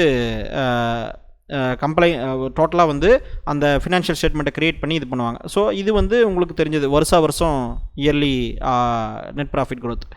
ஸோ இதெல்லாம் தான் வந்து பார்த்திங்கன்னா ஆட்டோமேட்டிக்காக உங்களுக்கு கிளியராக தெரிஞ்சிருக்கும். நெட் ப்ராஃபிட் அப்படிங்கிறது இந்த செக்ஷனில் வந்து அதே சேம் குவார்ட்டர்லி ரிசல்ட்டோட பார்க்குற அதே சேம் டைப் தான். ஆனால் இது வந்து வருஷத்துக்கு இந்த டிடிஎம் அப்படிங்கிறது 12 மந்த் ட்ரெயிலிங் டேட்டா அப்படிங்கிறது. அதாவது வந்து லாஸ்ட்டு 12 மாதத்தில் என்ன நடந்திருக்கு அப்படிங்கிறது தான் வந்து இந்த டிடிஎம் அப்படிங்கிறது. இப்போது மார்ச் 2024 அப்படிங்கிறது மார்ச் மாதம் முடிஞ்சது. ஆனால் அதோட சேர்த்து லாஸ்ட் 12 மாதத்துக்கு சேர்த்து கணக்கு போடுறது இந்த டிடிஎம். ஸோ இதை வந்து நீங்கள் புரிஞ்சுக்கணும். இந்த 12 மாதம் லாஸ்ட் 12 மாதம் இந்த மாதத்துலேருந்து லாஸ்ட் 12 மாதம் எடுத்துக்கிட்டிங்க அப்படின்னா லாஸ்ட்டாக அனௌன்ஸ் பண்ணதுலேருந்து குவார்ட்டர்லி ரிசல்ட் எப்போ ஃபைல் பண்ணியிருக்காங்க லாஸ்ட்டாக அப்படிங்கிறதுலேருந்து 12 மாதம் எடுத்துக்கிட்டிங்கன்னா இது வரும். இதுக்கு கீழே பார்த்தீங்கன்னா சின்ன மெட்ரிக்ஸ், அதாவது காம்பவுண்ட் அண்ட் சேல்ஸ் க்ரோத். அதாவது சேல்ஸ் க்ரோத் 10 வருஷத்துக்கு 18% இன்க்ரீஸ் ஆகிருக்குது, 5 வருஷத்துக்கு 36%, இந்த லாஸ்ட் 3 வருஷத்தில் 68% இன்க்ரீஸ் ஆகிருக்கு. இப்போ எக்ஸாம்பிளுக்கு லாஸ்ட் 3 வருஷம்னா என்ன, இந்த 2024, 23, 22 இந்த 3 வருஷத்தில் பார்த்தீங்கன்னா கிட்டத்தட்ட 35 கோடியிலேருந்து 1477 கோடி வந்திருக்கு. அதை வந்து 68%. இப்போ லாஸ்ட்டு 12 மந்த் ட்ரெயிலிங்னா இப்போது லாஸ்ட் இயர்லேருந்து இப்போது லாஸ்ட் 12 மாதம் பார்த்திங்கன்னா 1700 கோடி, அப்போது 53% இன்க்ரீஸ் ஆகிருக்கு. இதை தான் வந்து சிம்பிளாக கொடுத்துருக்காங்க. நம்ம இதை வச்சு ஈஸியாக புரிஞ்சுக்கலாம். காம்பவுண்டட் ப்ராஃபிட் க்ரோத்னா இதுதான் ப்ராஃபிட் க்ரோத்து. இது வந்து சேல்ஸ் க்ரோத். இப்போ நான் சொன்னது வந்து இது இங்கே இருக்கிறது சேல்ஸ் க்ரோத். இதைத்தான் வந்து நான் மாற்றி சொல்லிட்டேன். இது சேல்ஸ் க்ரோத்துனா இங்கே காம்பவுண்டட் சேல்ஸ் க்ரோத்னா இதை பார்க்கணும். காம்பவுண்ட் ப்ராஃபிட் க்ரோத்னா இதுதான் ப்ராஃபிட், நெட் ப்ராஃபிட் தான் ப்ராஃபிட். அப்போது ஸ்டாக் ப்ரைஸ் எவ்வளோ மூவ் ஆயிருக்கு அப்படின்னு பார்த்தீங்கன்னா இந்த ஒரு வருஷத்தில் மட்டும் 260% வந்து மூவ் ஆயிருக்கு. லாஸ்ட் 3 வருஷத்தில் 96% இன்க்ரீஸ் ஆகிருக்குது. ஓகேங்களா? லாஸ்ட் 3 வருஷத்துக்கு முன்னாடி இருந்து இப்போ வரைக்கும் 96%. இந்த ஒரு வருஷத்தில் மட்டும் 260% வந்து இன்க்ரீஸ் ஆகிருக்கு. ரிட்டர்ன் ஆன் ஈக்விட்டினா நீங்கள் போடுற காசுக்கு அந்த கம்பெனி எவ்வளோ ரூபாய் கொடுக்குது, எவ்வளோ ரூபாய் சம்பாரிச்சு கொடுக்குது வருஷம் அப்படிங்கிறது பார்க்குறது தான் ரிட்டர்ன் ஆன் ஈக்விட்டி அப்படின்னு சொல்கிறோம். ஈக்விட்டினா என்ன, ஷேர்ஸ். ஓகேங்களா? அதை அந்த ஈக்விட்டிலேருந்து எவ்வளோ ரிட்டர்ன் கிடைக்கிது. நான் 100 ரூபா இந்த கம்பெனி கொடுக்குறேன் அப்படின்னா இந்த கம்பெனி வந்து எவ்வளோ ரூபாய் எனக்கு சம்பாரிச்சு கொடுக்குதுன்னு டோட்டலாக கனெக்ட் பண்ணிங்க இந்த நெட் ப்ராஃபிட்லாம் அப்படின்னா அது வந்து பார்த்திங்கன்னா ரிட்டர்ன் ஆன் ஈக்விட்டி அப்படின்னு சொல்கிறோம். ஓகேங்களா? ஸோ இதெல்லாம் டீட்டெயில்டாக நிறைய வீடியோஸ் நான் போட்டிருக்கேன், நீங்கள் செக் பண்ணி பாருங்கள். இப்போ அதுக்கடுத்து வந்து பார்த்திங்கன்னா பேலன்ஸ் ஷீட் எதை சொல்லுது அப்படின்னா இதை பற்றிலாம் எப்படிங்க நான் ஸ்டடி பண்ணுறது அப்படின்னு கேட்டிங்கன்னா நீங்கள் வந்து இதை ஸ்டடி பண்ணுறதுக்கு வந்து சப்ஜெக்ட் வந்து அக்கௌண்டிங் தான். சரிங்களா? சார்ட்டர்ட் அக்கௌண்டன்ட் அப்படின்னு சொல்லுவாங்க, சிஏ. ஸோ சிஏ பண்ணக்கூடிய எல்லாத்தையும் நானே பண்ணுவேன். ஆனால் எனக்கு சிஏ சர்டிஃபிகேஷன் கிடையாது. ஆனால் நான் ஓனாக ஸ்டடி பண்ணது ப்ளஸ் நான் சாஃப்ட்வேர் டெவலப்பராக இருக்கிறதுனால நிறைய கம்பெனிஸ் வந்து அக்கௌண்டிங் சாஃப்ட்வேர் என்பிஎஃப்சிக்கே பண்ணி கொடுத்துருக்கேன். ஓகேங்களா? ஒரு ஃபினான்ஷியல் கம்பெனிஸ்க்கே வந்து சாஃப்ட்வேர்ஸு கம்ப்ளீட்டாக அக்கௌண்டிங் எல்லாமே இன்க்ளூடு நான் பண்ணி கொடுத்துருக்கேன். என்னுடைய ஓன் கம்பெனி இருக்குது. நான் ஒரு சாஃப்ட்வேர் கம்பெனி வச்சு ரன் பண்ணுறேன். அதனால் வந்து என்னுடைய கம்பெனிஸில் நான் நிறைய கம்பெனிஸ்க்கு பண்ணி கொடுத்துருக்கேன். நான் ஆல்ரெடி பிஸ்னஸ் தான் பண்ணிகிட்ருக்கேன். ஓகேங்களா? ஸோ அதனால் வந்து எனக்கு இந்த பார்ட் வந்து எனக்கு கிளியராக தெரியும். கம்ப்ளீட்டாக ஜோனல் என்ட்ரிலேருந்து ஒரு அக்கௌண்டிங் ஸ்டேட்மெண்ட்டை எப்படி கொண்டு வரணும் அப்படிங்கிறதுலேருந்து எல்லாமே எனக்கு தெரியும். நீங்கள் படிக்கணும்னு நினச்சிங்கன்னா அக்கௌண்டிங்ஸ் தான் சப்ஜெக்ட் படிக்கணும். ஓகேங்களா? இல்லைன்னா அதை பற்றி ஜென்ரலாக ஓரளவுக்கு தெரிஞ்சு வச்சுங்க எதெல்லாம் எப்படி ஒர்க் ஆகுது அப்படின்ட்டு. இது பேலன்ஸ் ஷீட்னா ஒட்டு மொத்தமாக அந்த கம்பெனியோடைய ஹெல்த்து, அதாவது ஒரு தடவை நீங்கள் போய் யூரின் டெஸ்ட்டு, பிளட் டெஸ்ட்டு எல்லாம் எடுத்திங்கன்னா அப்படியே ஒரு ஃபினான்ஷியல் உங்களுடைய ஒரு ஸ்னாப்ஷாட் மாதிரி எனக்கு வந்துடும் தெரியுங்களா? அதுதான் வந்து பேலன்ஸ் ஷீட் அப்படின்னு சொல்லுவோம். இந்த பேலன்ஸ் ஷீட் அப்படிங்கிறது வந்து பார்த்திங்கன்னா இப்போது நிறையா ரெண்டு எலமெண்ட்டு பிரிச்சுருப்பாங்க. ஒன்று அசட்டு, இன்னொன்று லைபிலிட்டி. அசட்னா நம்மக்கிட்ட இருக்கிற எல்லா விஷயமுமே, அதாவது ஃபிக்ஸ்டு அசட் அப்படிங்கிறது வந்து கிளிக் பண்ணிங்கன்னா land, building, plant, machinery, equipment இது எல்லாமே கண்ணில் பார்க்கக்கூடிய விஷயம். அந்த கம்பெனியில் இருக்கிறதெல்லாம் ஃபிக்ஸ்டு அசட். இந்த ஃபிக்ஸ்டு அசட் அப்படிங்கிறது ஒரு டைப் ஆஃப் அசட். CWIP அப்படின்னா என்ன அப்படின்னா கேபிட்டல் ஒர்க் இன் ப்ரோக்ரஸ்னு அர்த்தம். கேபிட்டல் ஒர்க் இன் ப்ரோக்ரஸ்னால் என்னென்னா, இப்போது எக்ஸாம்பிளுக்கு ஒரு பில்டிங் கட்டணும்னு சொல்லி முடிவு பண்ணிட்டாங்க, புதுசாக ஒரு ஷோரூம் கட்டணும்னு சொல்லி. அந்த ஷோரூமுக்கு வந்து 10 கோடி செலவாகுது அப்படின்னா அந்த ஷோரூம் கட்டி முடிக்கிறதுக்கு ஒரு 6 மாதமோ 1 வருஷமோ ஆகும். அப்படின்னா அந்த 10 கோடி ஒதுக்கி வச்சு தானே ஆகணும். அப்போ அந்த 10 கோடி வேலை செஞ்சுட்டு இருக்குது. ஆனால் அந்த 10 கோடியை வந்து நீங்கள் எடுக்க முடியாது. ஆனால் அந்த 10 கோடி கமிட்டட். அப்போது அந்த கேபிட்டல் வந்து ஒர்க் பண்ணிகிட்டு இருக்குது, ஒர்க் இன் ப்ரோக்ரஸில் இருக்குது அந்த கேபிட்டல். ஸோ அந்த மாதிரியான அமௌண்ட்டெல்லாம் வந்து பார்த்திங்கன்னா CWIPன்னு சொல்லி குறிப்பிடுவாங்க. இது வந்து கேபிட்டல் ஒர்க் இன் ப்ரோக்ரஸ்னு அர்த்தம். இப்போது 224 அப்படிங்கிறது வந்து 200 எல்லாமே க்ரோர்ஸில் தான் பார்க்கணும். ஏன்னா இங்கே பாருங்கள், கன்சாலிடேட் ஃபிகர்ஸ் இன் க்ரோர்ஸ் அப்படின்னு சொல்லுவோம். இதில் வந்து consolidated balance sheet, standard balance ஷீட்னு இருக்குது. கன்சாலிடேட்டட்னா இந்த கம்பெனிஸ்க்கு கீழே நிறைய கம்பெனிஸ் வாங்கி வச்சுருப்பாங்க. ஓகேங்களா? அப்போ ட்ரெண்ட் அப்படிங்கிறது வந்து ஒரு கம்பெனின்னா அதுக்கு கீழே நிறைய கம்பெனிஸ் கூட இருக்கலாம், சின்ன சின்ன கம்பெனிஸ் கூட மெர்ஜ் பண்ணியிருப்பாங்க. இப்போ ஸ்டாண்ட் அலோன் அப்படின்னா இவங்க மட்டும் இந்த ட்ரெண்ட்டை மட்டும் தனியாக பார்க்குறதா வந்து ஸ்டாண்ட் அலோன். கன்சாலிடேட்டர்னா எல்லாமே சேர்த்து, ஏன்னா எப்படி இருந்தாலும் அண்டர் த கம்பெனி எல்லாமே இருக்குங்கிறதுனால. இதில் இந்த கம்பெனியை பொறுத்த வரைக்கும் பிரச்சனை கிடையாது. ஒரு சில கம்பெனிஸ்லாம் நீங்கள் இப்போ எக்ஸாம்பிளுக்கு ஒரு 4 கம்பெனி வாங்கி வச்சுருக்காங்கன்னா அந்த 4 கம்பெனியில் ஒரு கம்பெனி தான் அதிகமாக லாபம் சம்பாரிச்சிட்டு இருக்கும், மீதி 3 கம்பெனியும் லாஸ் பண்ணிகிட்டு இருக்கலாம். அப்போது அதுக்கு வந்து நீங்கள் ஸ்டாண்ட் அலோன் கன்சாலிடேட்டர் பார்க்க வேண்டியது இருக்கும். இப்போது அடுத்து பார்த்தீங்கன்னா CWIPங்கிறது வந்து 102 கோடி வந்து போன வருஷம் இருந்தது. இப்போ 224 கோடி ஏதோ சம்திங் கமிட் பண்ணியிருக்காங்க. சரிங்களா? ஏதாவது ஒரு பில்டிங் கன்ஸ்ட்ரக்ஷன், ஒரு எக்யூப்மெண்ட்டு, ஏதாவது ஒரு மிஷினரிஸ் தயாரிக்கிறது, ஆர்டர் கொடுத்து இதெல்லாம் வந்து போயிட்டுருக்கும். இன்வெஸ்ட்மெண்ட் அப்படின்னா இவங்க பண்ணியிருக்கிற இன்வெஸ்ட்மெண்ட்டு, மற்ற அதர் கம்பெனிஸை ஷேர்ஸை வாங்குறதோ இல்லை வேறு ஏதாவது சம்திங் இன்வெஸ்ட்மெண்ட் கேட்டகரியில் வரதெல்லாம் இது இன்வெஸ்ட்மெண்ட்.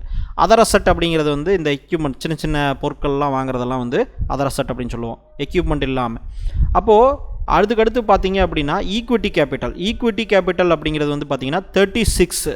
இப்போ வந்து இதுதான் வந்து 36 crore அப்படிங்கிறது ஈக்விட்டி கேபிட்டல் வந்து இனிஷியலாக போட்டிருக்கிறது தான் equity capital. So just 1 நிமிட். So இப்போ பார்த்தீங்க அப்படின்னா நம்ம அதர் அசட் அப்படிங்கிறது சின்ன சின்ன எக்யூப்மெண்ட்ஸு, சின்ன சின்ன விஷயங்கள்லாம் இருக்கும் இல்லையா ஒரு கம்பெனியில், அதை பற்றி குறிப்பிடுறது அதர் அசட். இப்போ டோட்டலாக சேர்த்துனா 7162 கோடி இருக்குது. இப்போது ஈக்விட்டி கேபிட்டல் அப்படிங்கிறது வந்து முதல்ல இந்த கம்பெனியை ஆரம்பிக்கும் போது அவங்க இருக்கக்கூடிய போடுற ஷேர்ஸு. ஆனால் அது வந்து முக்கியம் இல்லை, ஏன்னா அதுக்கப்புறம் நிறையா ஈக்விட்டி அப்படிங்கிறது டோட்டலாக இது எல்லாமே குறிப்பிடுறது தான் ஈக்விட்டி. சரிங்களா? இது ஈக்விட்டி கேபிட்டலுங்கிறது இனிஷியலாக போட்ட கேபிட்டல்ஸ். ஓகேங்களா? இது ஒரு ஜென்ரல் இது தான். இப்போ பார்த்தீங்க அப்படின்னா ரிசர்வ்ஸ் அப்படின்னு சொல்லுவோம். இது வந்து கேஷாக எவ்வளோ ரூபா வச்சுருக்காங்க, கிட்டத்தட்ட 4000 கோடி ரிசர்வ்ஸ் இருக்குது. ஓகேங்களா? பாரோவிங்ஸ், கடன் வந்து எவ்வளோ இருக்குது அப்படிங்கன்னா 1753 கோடி இருக்குது. போன வருஷம் 4464 கோடி இருந்தது. இந்த வருஷம் அதோட கம்மியாக இருக்குது, 1700 கோடி, கிட்டத்தட்ட நிறைய கம்மி பண்ணியிருக்காங்க. அதனால் வந்து இன்னுமே வந்து இவங்களுடைய டெப்ட்டு வந்து இன்ட்ரெஸ்ட் ரேட்டு வந்து இன்ட்ரெஸ்ட் கட்டுற இன்ட்ரெஸ்ட்லாம் கம்மியாக இருக்கும். அப்போ ஆட்டோமேட்டிக்காக பார்த்திங்கன்னா இங்கே ப்ராஃபிட் லாஸ் ஸ்டேட்மெண்ட்டில் இந்த எக்ஸ்பென்ஸ்னு பார்த்திங்களா, எக்ஸ்பென்ஸில் இன்ட்ரெஸ்ட்டு கட்டக்கூடிய எக்ஸ்பென்ஸ்லாம் இது தனியாக பிரித்து காமிக்கல, டோட்டலாக போட்டிருக்காங்க. ஆனால் இன்ட்ரெஸ்ட் எக்ஸ்பென்ஸ் அப்படிங்கிறதும் வந்து ஒரு டைப் ஆஃப் எக்ஸ்பென்ஸ் தான். ஓகேங்களா? இதை போட்டிருக்காங்க பாருங்கள், இன்ட்ரெஸ்ட் தனியாக 258 கோடிங்கும் போது இப்போ கடன் கம்மி பண்ணதுனால இன்னும் வந்து அவங்களுக்கு இன்ட்ரெஸ்ட் வந்து கம்மியாகும். ஸோ அதெல்லாம் லாபத்தில் ரிஃப்ளெக்ட் ஆகும். இப்போ ஏன்னா இதை கழிச்சு தானே போடுறாங்க, இந்த 258 கோடியை இங்கே கழிச்சிங்கன்னா மேபி வந்து அப்படியே 2400 கோடி பக்கமாயிரும் இல்லையா? இப்போ இதில் வந்து நெட் ப்ராஃபிட் வந்து 1700 கோடி, 258 கோடி மிச்சமாச்சு அப்படின்னா இப்போ 2000 கோடி பக்கம் ஆயிரும் இல்லையா? ஸோ அது கணக்கு வைக்கணும். அதனால தான் டெப்ட்டு குறைஞ்சிருக்கா இல்லையாங்கிறத பார்க்குறோம். ஸோ இந்த மாதிரி டோட்டல் கம்பெனியோட ஹெல்த்தை பார்க்குறது வந்து பேலன்ஸ் ஷீட் அப்படின்னு சொல்லுவோம். இப்போது இதுக்கு கீழே பார்த்தீங்கன்னா cash flow statement. Cash flow அப்படின்னா என்னன்னா, இப்போது எக்ஸாம்பிளுக்கு நீங்கள் வந்து ஒரு மளிகை கடை வச்சுருக்கீங்கன்னு வச்சுக்கோங்க. மளிகை கடையில் ஒருத்தர்கிட்ட ஒரு பொருளை விற்கிறீங்க. அந்த பொருளை விற்கும்போது அந்த பொருளுக்கு உண்டான காசை அப்போவே நீங்கள் வாங்கிடுறீங்க. ஆனால் நீங்கள் அந்த பொருளை நீங்கள் வாங்கியிருக்கிற சப்ளையருக்கு ஒரு 30 நாள் கழிச்சு தான் காசு கொடுக்குறீங்க, கரெக்டாக? ஸோ இந்த மாதிரி நிறைய பிஸ்னஸில் சப்ளையருக்கு அப்புறமா 30 நாள் பேமெண்ட்டு அப்படி கொடுத்துட்டு கஸ்டமர்கிட்ட முன்னாடியே வாங்கிடுவாங்க. ஸோ அப்போவே வாங்கிடுவாங்க. இந்த மாதிரியான பிஸ்னஸ்லாம் பார்த்தீங்கன்னா கேஷ் ஃப்ளோ வந்து ஜாஸ்தியாக இருக்கும். காரணம் என்னென்னா, இவங்க வந்து ஒரு 100 கோடி சேல்ஸ் பண்ணாங்கன்னா அந்த 100 கோடியில் அந்த 100 கோடியுடைய ப்ராடக்ட்டும் சப்ளையர் கொடுத்தது, ஆனால் அதுக்குண்டான பணம் அவங்களுக்கு கொடுத்துருக்க மாட்டாங்க. அப்போ இவங்களுக்கு 100 கோடி வந்துடும், ஆனால் அவங்களுக்கு பணம் வந்து அடுத்து தான் கொடுப்பாங்க. அப்போ இப்படி பண்ணும்போது என்ன ஆகும்னா, ஆட்டோமேட்டிக்காக இவங்ககிட்ட நிறைய கேஷ் வந்து நின்றுருக்கும். அந்த கேஷ் வந்து பார்த்திங்கன்னா எப்போவுமே கல்லாவதோடு தான் கேஷ் இருக்கும். ஆனால் அந்த கேஷ் வந்து அவங்களுக்கு சொந்தமான கேஷும் கிடையாது, ரெண்டாவது கடனும் கிடையாது. ஓகேங்களா? அப்போ கடன் இல்லாத கேஷ் வந்து கேஷ் ஃப்ளோ அப்படின்றான். இந்த கேஷ் ஃப்ளோ ரொம்ப முக்கியம். நிறைய கம்பெனிஸ் நீங்கள் யோசிச்சிருக்கலாம், லாஸில் தான் இருக்கிறாங்க, எப்படி கம்பெனி நடத்துகிறாங்க அப்படின்னு. இந்த கேஷ் ஃப்ளோ தான் மேட்டர். இந்த கேஷ் ஃப்ளோ வந்து நெகட்டிவில் போச்சு அப்படின்னா பிரச்சனை. கேஷ் ஃப்ளோ பாசிட்டிவாக இருக்கிற வரைக்கும் அவங்க வந்து கம்பெனியை க்ளோஸ் பண்ண வேண்டிய அவசியம் இல்லை. ஓகேங்களா? இப்போ கேஷ் ஃப்ளோ வந்து ரொம்ப ரொம்ப இம்பார்ட்டண்டான ஒரு ஃபேக்டர். அதை பற்றி நான் டீட்டெயில்டாக அப்புறம் சொல்கிறேன். இப்போ கேஷ் ஃப்ளோ பார்த்திங்கன்னா போன வருஷம் 595 கோடி இருந்தது, இப்போது 1399 கோடி இருக்குது. சரிங்களா? இப்போது cash from operating activity, investing activity, financing, இதெல்லாம் தனித்தனியாக நிறையா அக்கௌண்டிங் டேர்ம்ஸு. இதெல்லாம் வந்து நான் உங்களுக்கு இன்னொரு வீடியோவில் நான் டீட்டெயிலாக சொல்கிறேன். அக்கௌண்டிங்கே சொல்லி தந்தால் தான் அது புரியும். இதை பண்ணிங்க அப்படின்னா நீங்கள் சார்ட்டர்ட் அக்கௌண்டன்ட் மாதிரி நீங்கள் வந்து ஒரு அக்கௌண்டிங் சப்ஜெக்டை படிக்கிறதுக்கும் உங்களுக்கு யூஸ்ஃபுல்லாக இருக்கும். ரெண்டாவது நீங்கள் வந்து ஒரு அக்கௌண்டிங் ஒரு கம்பெனிக்கு பண்ணுறீங்க அப்படின்னாலும் யூஸ்ஃபுல்லாக இருக்கும். நீங்கள் ஓன் பிஸ்னஸ் பண்ணுறீங்கனாலும் நீங்களே கூட பண்ணிக்கலாம். ஸோ இதெல்லாம் வந்து அக்கௌண்டிங் டைப் ஆஃப் விஷயங்கள். ஓகேங்களா? இப்போ இது மூணுமே ஏன் தனித்தனியாக பிரித்து எழுதியிருக்காங்க அப்படிங்கிறது வந்து அது நீங்கள் இது என்னங்கிறத பார்த்தீங்கன்னா தான் அது புரியும். இப்போ நெட் கேஷ் ஃப்ளோ அப்படிங்கிறது வந்து பார்த்திங்கன்னா டோட்டலாக 211 கோடி கேஷ் ஃப்ளோ இருந்திருக்குது. ஸோ கேஷ் ஃப்ளோ பாசிட்டிவாக இருக்கணும் அப்படிங்கிறத நீங்கள் மைண்டில் வச்சுக்கோங்க. ஸோ அது வந்து ஒரு நல்ல சைன், பாசிட்டிவ் சைன். இப்போ ரேஷியோஸ் அப்படிங்கிறது வந்து பார்த்திங்கன்னா இதில் கேஷ் கன்வர்ஷன் சைக்கிள் இருக்குது. கேஷ் கன்வர்ஷன் சைக்கிள்னால் இப்போ நான் சொன்னேன் இல்லையா, இப்போ வந்து ஒரு பொருள் தயாரித்து அதை வந்து மார்க்கெட்டுக்கு கொண்டு போய் விற்று அந்த பணம் உங்கள் கைக்கு வர்றது, அந்த அப்படிங்கிற அந்த சைக்கிள், அந்த டோட்டல் சைக்கிள் வந்து ஒரு சிலதுக்கு ரொம்ப ஜாஸ்தியாக இருக்கும், ஒரு சிலதுக்கு கம்மியாக இருக்கும். இப்போ எக்ஸாம்பிளுக்கு ஒரு ஃப்ளைட்டு ஆர்டர் வருது அப்படின்னா, இப்போ ஏர்பஸ் கம்பெனி, போயிங் கம்பெனியெல்லாம் இருக்கும் தெரியுமா? இப்போ அந்த ஏர்பஸ் கம்பெனி வந்து ஒரு ஃப்ளைட்டை தயாரித்து கொடுக்குறாங்க. ஒரு நாட்டிலேருந்து 100 ஃப்ளைட் எனக்கு கொடு அப்படின்னு ஆர்டர் கொடுக்குறாங்கன்னு வச்சுங்க. எக்ஸாம்பிள் டாட்டா கொடுத்தாங்க 300-400 ஃப்ளைட் வந்து எனக்கு ஏர்பஸ் கிட்ட ஆர்டர் கொடுத்தாங்க. அந்த மாதிரி இருக்குது அப்படின்னா அந்த கம்பெனிஸ் வந்து பார்த்திங்கன்னா ஒரு ஃப்ளைட் தயாரிக்கிறதுக்கு ஒரு டைம் இருக்குது. ஓகேங்களா? ஸோ அந்த டைமை வந்து எடுத்து தான் அவங்க வந்து பில்டு பண்ண முடியும். அதே மாதிரி இப்போது ஒரு ஆட்டோமொபைல் கம்பெனி ஒரு கார் ப்ரொடக்ஷன் ஆகி வெளியே வரதுக்கு எத்தனை டைம் எடுக்குது அப்படிங்கிறது. ஸோ இந்த மாதிரி இதெல்லாம் பார்த்தீங்கன்னா கேஷாக கன்வெர்ட் ஆகிறது கேஷ் கன்வர்ஷன் சைக்கிள் அப்படின்னு சொல்லுவோம். இது வந்து கம்மியாக இருக்கிற அளவுக்கு நல்லது. இப்போது 55 நாள் அப்படி ஆச்சுன்னா இப்போ 45 நாள் தான் ஆகுது கேஷ் கன்வர்ஷன் சைக்கிள் அப்படிங்கிறது. இதை பற்றி டீட்டெயில்டாக இன்னொரு வீடியோவில் போடுறேன். ஆனால் இதோடைய கான்செப்ட் இதுதான். ஸோ கம்மியாகணும், இது கம்மியாக உங்களுக்கு நல்லது. ஓகேங்களா? ஸோ ஒர்க்கிங் கேபிட்டல் சைக்கிள் அப்படிங்கிறதும் அதே மாதிரியான கான்செப்ட் தான். ROCE அப்படிங்கிறது ரிட்டர்ன் ஆஃப் கேபிட்டல் எம்ப்ளாய்டு, அதாவது ஒட்டு மொத்தமாக எவ்வளோ கேபிட்டல் இவங்க இந்த கம்பெனிக்கு கேதர் பண்ணியிருக்காங்க, அதை வச்சு எவ்வளோ எஃபிஷியண்ட்டாக சம்பாதிக்கிறாங்க. இப்போது 100 கோடி அக்கௌண்ட்டில் இருக்குது, ஆனால் அந்த 100 கோடியை வச்சு நீங்கள் வெறும் 5% ப்ரொடியூஸ் பண்ணால் கூட பெரிய அமௌண்ட் தான். ஆனால் அதுக்கு நீங்கள் பிஸ்னஸ் பண்ணிகிட்ருக்கீங்க. ஆனால் இன்வெஸ்டர் என்ன கேட்பான் தெரியுமா? 100 கோடி வச்சுட்டு நீ 5% வந்து நீ அதில் 100 கோடியில் டோட்டலாக உங்களுக்கு லாபம் எடுக்கிற, ஆனால் அது லாபத்தை கணக்கு பண்ணால் 100 கோடி உங்கள்கிட்ட கொடுத்தது நான் 100 கோடி, ஆனால் அதை வச்சு நீ 5% ரிட்டர்ன் எடுத்துருக்கிற. ஏன்னா இது இவ்வளோ தான் வந்திருக்குது உன்னுடைய நெட் ப்ராஃபிட்டு. அதை கணக்கு பண்ணால் 100 கோடி 5% தான் ரிட்டர்ன் வருது. ஆனால் அதே 100 கோடி நான் ஃபிக்ஸ்டு டெபாசிட்டில் போட்டிருந்தால 7% கிடச்சிருக்கும், மார்க்கெட்டில் போட்டிருந்தால் 12.3% கிடச்சிருக்கும். அப்போ இதெல்லாம் கிடைக்கும்போது எதுக்காக நான் உங்கள்கிட்ட வந்து 5% நீ எதுக்கு பிஸ்னஸ் பண்ணுறேன்னு கேட்பான். ஓகேங்களா? இது கரெக்டான கேள்வி தான். அதனால் எவ்வளோ எஃபிஷியண்ட்டாக கேபிட்டலை யூஸ் பண்ணுறாங்க அப்படிங்கிறது இருக்குது. அதுக்கே கம்மியாக ரிட்டர்ன் கிடச்சுன்னா அந்த பிஸ்னஸை எதுக்காக அந்த கேபிட்டலை நான் அங்கே போடணும், நான் பேசாமல் கொண்டு வேறு எங்கேயாவது போட்டு போயிடணும் அப்படின்னு சொல்லி கேட்பாங்க. இதுதான் வந்து ஆப்பர்ச்சுனிட்டி காஸ்ட்டு. ஸோ இதுதான் வந்து ROCE சொல்லுது. அப்போது 12% டோட்டல் கேபிட்டலில் சம்பாரிச்சாங்க அப்படின்னா இப்போ 24% சம்பாதிக்கிறாங்க. அப்போது இது ஜாஸ்தியாக இருக்குது. அப்போது இது வந்து ஒரு நல்ல சைன். அதுக்கடுத்து பார்த்தீங்கன்னா ஷேர் ஹோல்டிங் பேட்டர்ன் அப்படிங்கிறது யார் எத்தனை பர்சன்டேஜ் இந்த கம்பெனியில் வச்சுருக்காங்கிறது. இப்போ ப்ரொமோட்டர் அப்படிங்கிறவங்க தான் கம்பெனி ஓனர்ஸு, இவங்க தான் வந்து ஜாஸ்தியாக வச்சுருப்பாங்க. சம்டைம்ஸ் வந்து மற்றவங்களும் ஜாஸ்தியாக வச்சுருப்பாங்க. அது பேஸ்டான அந்த கம்பெனியை பொறுத்திருக்குது. இப்போ 37% ப்ரொமோட்டர்ஸ் வச்சுருக்காங்க, ப்ரொமோட்டர்ஸ் யாருன்னு கிளிக் பண்ணி பார்த்தீங்கன்னா தெரியும், டாடா சன்ஸ் பிரைவேட் லிமிடெட். அதாவது டாடா குரூப் அப்படிங்கிறது வந்து பார்த்திங்கன்னா நிறைய கம்பெனிஸ் இருக்குது. ஆனால் அது எல்லாத்தையுமே கவர் பண்ணி ஹோல்டு பண்ணக்கூடிய கம்பெனி வந்து டாடா சன்ஸ் பிரைவேட் லிமிடெட். இப்போ இந்த டாடா சன்ஸ் பிரைவேட் லிமிடெடாக தான் இருக்குது, இன்னும் பப்ளிக் லிமிடெடாக கொண்டு வரல. ஓகேங்களா? ஏன்னா இவங்க ப்ரைவேட் லிமிடெட் கம்பெனிக்கும் பப்ளிக் லிமிடெட் கம்பெனிக்கும் என்ன வித்தியாசம்னா, இது வந்து பப்ளிக் மார்க்கெட்டில் அந்த ஷேர்ஸை வாங்கி விற்கலாம். இது ப்ரைவேட் லிமிடெட் அப்படின்னா பப்ளிக்கில் விற்க முடியாது. தனிப்பட்ட முறையில் நீங்கள் போய் கேட்டு கொடுத்தா நீங்கள் இதே சேம் ப்ரொசீஜர்லாம் சேம் தான், கான்செப்ட் எல்லாம் சேம் தான். ஆனால் ப்ரைவேட் லிமிடெட் அப்படிங்கிறது பப்ளிக் மார்க்கெட்டில் ட்ரேட் ஆகாது. ஓகேங்களா? ஸோ இதுதான் வந்து மேஜர் வித்தியாசம். மற்றபடி நிறைய rules and regulation, basic accounting இதெல்லாம் வந்து ஆல்மோஸ்ட் சேம் தான். சரிங்களா? ஸோ இப்போது 37% வந்து இவங்க வந்து ஹோல்டு பண்ணுறாங்க. டாடா சன்ஸ் வந்து 32, டாடா இன்வெஸ்ட்மெண்ட் கார்பரேஷன் வந்து 4 எல்லாம் இவங்கள தான் இருக்கும். இப்போது ப்ரொமோட்டர்ஸ் வந்து இவ்வளோ பண்ணுறாங்க. இப்போ எஃப்ஐஐ ஃபாரின் இன்வெஸ்ட்மெண்ட் கம்பெனிஸ் வந்து எவ்வளோ ஹோல்டு பண்ணுறாங்கன்னா, டோடானா ஹோல்டிங்ஸ் பிரைவேட் லிமிடெட், எரிசைக் இந்தியா ஃபண்ட் லிமிடெட், இந்த மாதிரி இதெல்லாம் ஃபண்டு. அதாவது வந்து வெளிநாட்டில் இருக்கக்கூடிய மியூச்சுவல் ஃபண்டு கூட வந்து பார்த்திங்கன்னா அவங்க நம்ம நாட்டில் இன்வெஸ்ட் பண்ணால் அவங்களுக்கு இது வெளிநாடு தானே. ஸோ வெளிநாட்டு மியூச்சுவல் ஃபண்டு கம்பெனிஸ் கூட நம்மளதில் வாங்குறதுக்கு வாய்ப்பு இருக்குது. ஸோ இதெல்லாம் எஃப்ஐஐ. அதே மாதிரி தனிப்பட்ட முறையில் ஒரு கம்பெனியை வெளிநாட்டில் ஆரம்பித்து அவங்க வாங்கினாலும், ஹெட்ஜ் ஃபண்ட் கம்பெனிஸ் வாங்கினாலும் எஃப்ஐஐ தான்.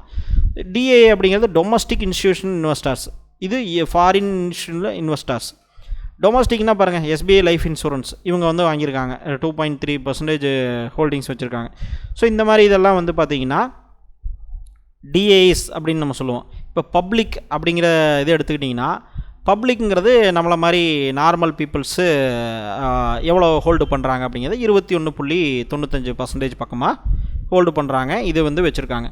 இப்போ அதுக்கு அடுத்து வந்து பார்த்திங்கன்னா டாக்குமெண்ட்ஸ் அப்படிங்கிறது என்ன அப்படின்னா, டாக்குமெண்ட் செக்ஷனில் உங்களுக்கு என்ன கிடைக்கும்? அனௌன்ஸ்மெண்ட். அதான் நான் சொன்ன மாதிரி நீங்கள் முன்னாடி பார்த்தது பொதுவாக எல்லாத்துக்குமான அனௌன்ஸ்மெண்ட்டு. இது வந்து இண்டிவிஜுவலாக இந்த கம்பெனிக்கு மட்டும் இருக்கக்கூடிய அனௌன்ஸ்மெண்ட் வந்து இந்த இடத்துல வருது.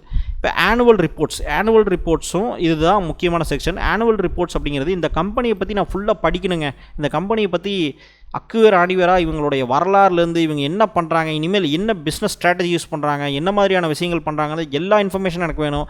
யார் மேனேஜர், யார் வந்து சிஇஓ, யார் வந்து சிஎஃப்ஓ, எல்லா டீட்டெயில்ஸ் வேணும். இன்க்ளூடிங் ஃபினான்ஷியல் ஸ்டேட்மெண்ட்டு இன்னும் டீட்டெயில்டாக வேணும் எனக்கு. ப்ராஃபிட் லாஸ் ஸ்டேட்மெண்ட்டை இன்னும் நான் வந்து உள்ளே போய் பார்ப்பேன் அப்படின்னா நீங்கள் இந்த ஃபினான்ஷியல் ஆனுவல் ரிப்போர்ட்டை நீங்கள் படிக்கணும். இப்போ ஒவ்வொரு வருஷமும் ஆனுவல் ரிப்போர்ட்டு இவங்க கொடுப்பாங்க. இப்போ எக்ஸாம்பிளுக்கு ஃபினான்ஷியல் இயர் 2024 இதை கிளிக் பண்ணிங்கன்னா உங்களுக்கு வந்து ஃபுல்லாக ஒரு பிடிஎஃப் ஃபைல் வரும். இந்த பிடிஎஃப் ஃபைல் வந்து பார்த்திங்கன்னா கம்ப்ளீட்டாக வந்து உங்களுக்கு ஆனுவல் ரிப்போர்ட் கொடுக்கும். இப்போ maybe annual report for financial 22-23 ஏன் வந்து இவ்வளோ வருது, பாதி வருது. ஓகே, 23 கொடுத்து பார்ப்போம். ஓகே, 23 வந்து ஃபுல் ரிப்போர்ட் வருது. மேபி இது இன்னும் அனௌன்ஸ் பண்ணலையா இல்லை சரியாக அப்லோட் ஆகலையான்னு தெரில. ஸோ இது வந்து இனிமேல் தான் பண்ணுவாங்கன்னு நினைக்கிறேன் மேபி. ஸோ இப்போ இது வந்து 2023 அதாவது போன வருஷம் கொடுத்த ஆனுவல் ரிப்போர்ட். அதை ஃபுல்லாக படிச்சிங்கன்னா உங்களுக்கு கம்ப்ளீட்டாக தெரியும். ஸோ இந்த கம்பெனி வந்து 600+ ஸ்டோர்ஸ் இருக்குது, க்ரோத் இருக்குது. இவர் தான் வந்து சேர்மன், நோயல் அண்ட் டாட்டா அப்படிங்கிறது தான் சேர்மன். ஸோ இந்த மாதிரி இவங்கெல்லாம் வந்து என்ன பண்ணுறாங்க இப்போ பாருங்கள். வெஸ்ட் சைட்னு ஒரு பிராண்டு சொன்னேன் இல்லையா, அந்த பிராண்டுடைய advertisements, nurturing community, style, culture and wellness. So இதெல்லாம் வந்து ப்ரொமோஷனல் ஆக்டிவிட்டீஸாக நிறைய விஷயங்கள் பண்ணுறாங்க. அவங்களுடைய தீம் என்ன, அவங்களுடைய ஸ்ட்ராட்டஜி, பிஸ்னஸ் செக்மெண்ட் டார்கெட் எல்லாம் என்ன அப்படிங்கிறத எல்லாத்தையுமே கொடுத்துருக்காங்க. ஓகேங்களா? இதில் என்னென்ன மாதிரியான ட்ரெஸ்ஸு கேட்டகரிஸ்லாம் வருது அப்படிங்கிறத ஃபுல்லாகவே நீங்கள் படித்து பார்க்கலாம். ஃபுல்லாக பார்த்தீங்கன்னா 323 பேஜுக்கு டாக்குமெண்ட் கொடுத்துருக்காங்க, இன்க்ளூடிங் ஃபினான்ஷியல் ரிப்போர்ட். பாருங்கள், இதில் வந்து ஃபார்ம் ஃப்ரெஷ் அப்படின்னு சொல்லி ஒரு இது இவங்களே தான் பண்ணுறாங்க. ஸோ ஏகப்பட்ட கம்பெனிஸ் வந்து இதில் மெர்ஜ் ஆகிருக்குது. ஓகேங்களா? அப்போ வந்து இதோடைய சேல்ஸ் எல்லாமே இவங்களுக்கு வரும்போது, இவங்க இந்தியா வந்து ஒரு மாஸ் பாப்புலேஷன் இருக்கக்கூடிய ஒரு கண்ட்ரி. ஸோ அந்த கண்ட்ரிக்கு ரீட்டெயிலில் ஒரு பிஸ்னஸ் பண்ணாலே அதோடைய பொட்டன்ஷியல் வந்து அதிகபட்சம் அந்த 150 கோடி 140 கோடி மக்களுக்கும் போய் சேர்கிற அளவுக்கு உண்டான பொட்டன்ஷியல் இருக்குது. அப்படின்னா 140 கோடி மக்களும் வந்து பர்ச்சேஸ் பண்ணும்போது அப்போ எந்த அளவுக்கு வந்து அந்த கம்பெனிக்கு ரெவன்யூ வரும் அப்படிங்கிறது தெரியுது நமக்கு. ஓகேங்களா? அதனால தான் இந்த கம்பெனியோட வேல்யூஷனை கொஞ்சம் ஜாஸ்தியாக இருக்குது. ஆனால் ஜஸ்டிஃபை பண்ண முடியுமான்னு கேட்டிங்கன்னா நமக்கு ரிஸ்க் தான். ஓகேங்களா? இது ஓவர் வேல்யூடாக இருக்குது இந்த கம்பெனி. இருந்தாலும் ஒரு டாட்டா பிராண்டு அப்படிங்கிறதுனால நான் உங்களுக்கு இதை எடுத்து காமிக்கிறேன். நான் இதில் ஃபுல்லாக நீங்கள் படித்து பார்க்கலாம். கம்ப்ளீட் டேட்டா நிறைய கொடுத்துருப்பாங்க. எவ்வளோ உங்களால் படித்து பார்க்க முடியுமோ எல்லாத்தையும் படித்து பார்க்கலாம். ஆனுவல் ரிப்போர்ட்டில் என்ன பார்க்கணும், என்ன முக்கியமான விஷயங்கள் அப்படிங்கிறத நான் சொல்கிறேன். பாருங்கள், மேனேஜ்மெண்ட் டிஸ்கஷன் அனாலிசிஸ் கொடுத்துருக்காங்க. ஸோ இது நிறைய விஷயங்கள் பார்த்திங்கன்னா உங்களுக்கு கம்ப்ளீட்டாக வந்து என்னென்னலாம் பண்ணுறாங்க அப்படிங்கிறது தெரியும். அப்போது அதை வச்சு நீங்கள் ஒரு கணக்கு போடலாம். ஓகே, இந்த அளவுக்கு இவங்க வந்து டெவலப் ஆவாங்க அப்படிங்கிறது. ஸோ இது ஆனுவல் ரிப்போர்ட். அதுக்கடுத்து பார்த்திங்கன்னா கிரெடிட் ரேட்டிங் அப்படிங்கிறது எப்படி நமக்கு சிபில் ரிப்போர்ட் இருக்குதோ, நம்ம இங்கே வாங்கியிருக்கோம் கடன், என்ன மாதிரி வாங்கியிருக்கோம் அப்படிங்கிறதெல்லாம் இருக்கோ, அது மாதிரி ஒவ்வொரு கம்பெனிக்கும் வந்து பார்த்திங்கன்னா கிரெடிட் ரிப்போர்ட் அப்படின்னு சொல்லி ஒன்று கொடுப்பாங்க.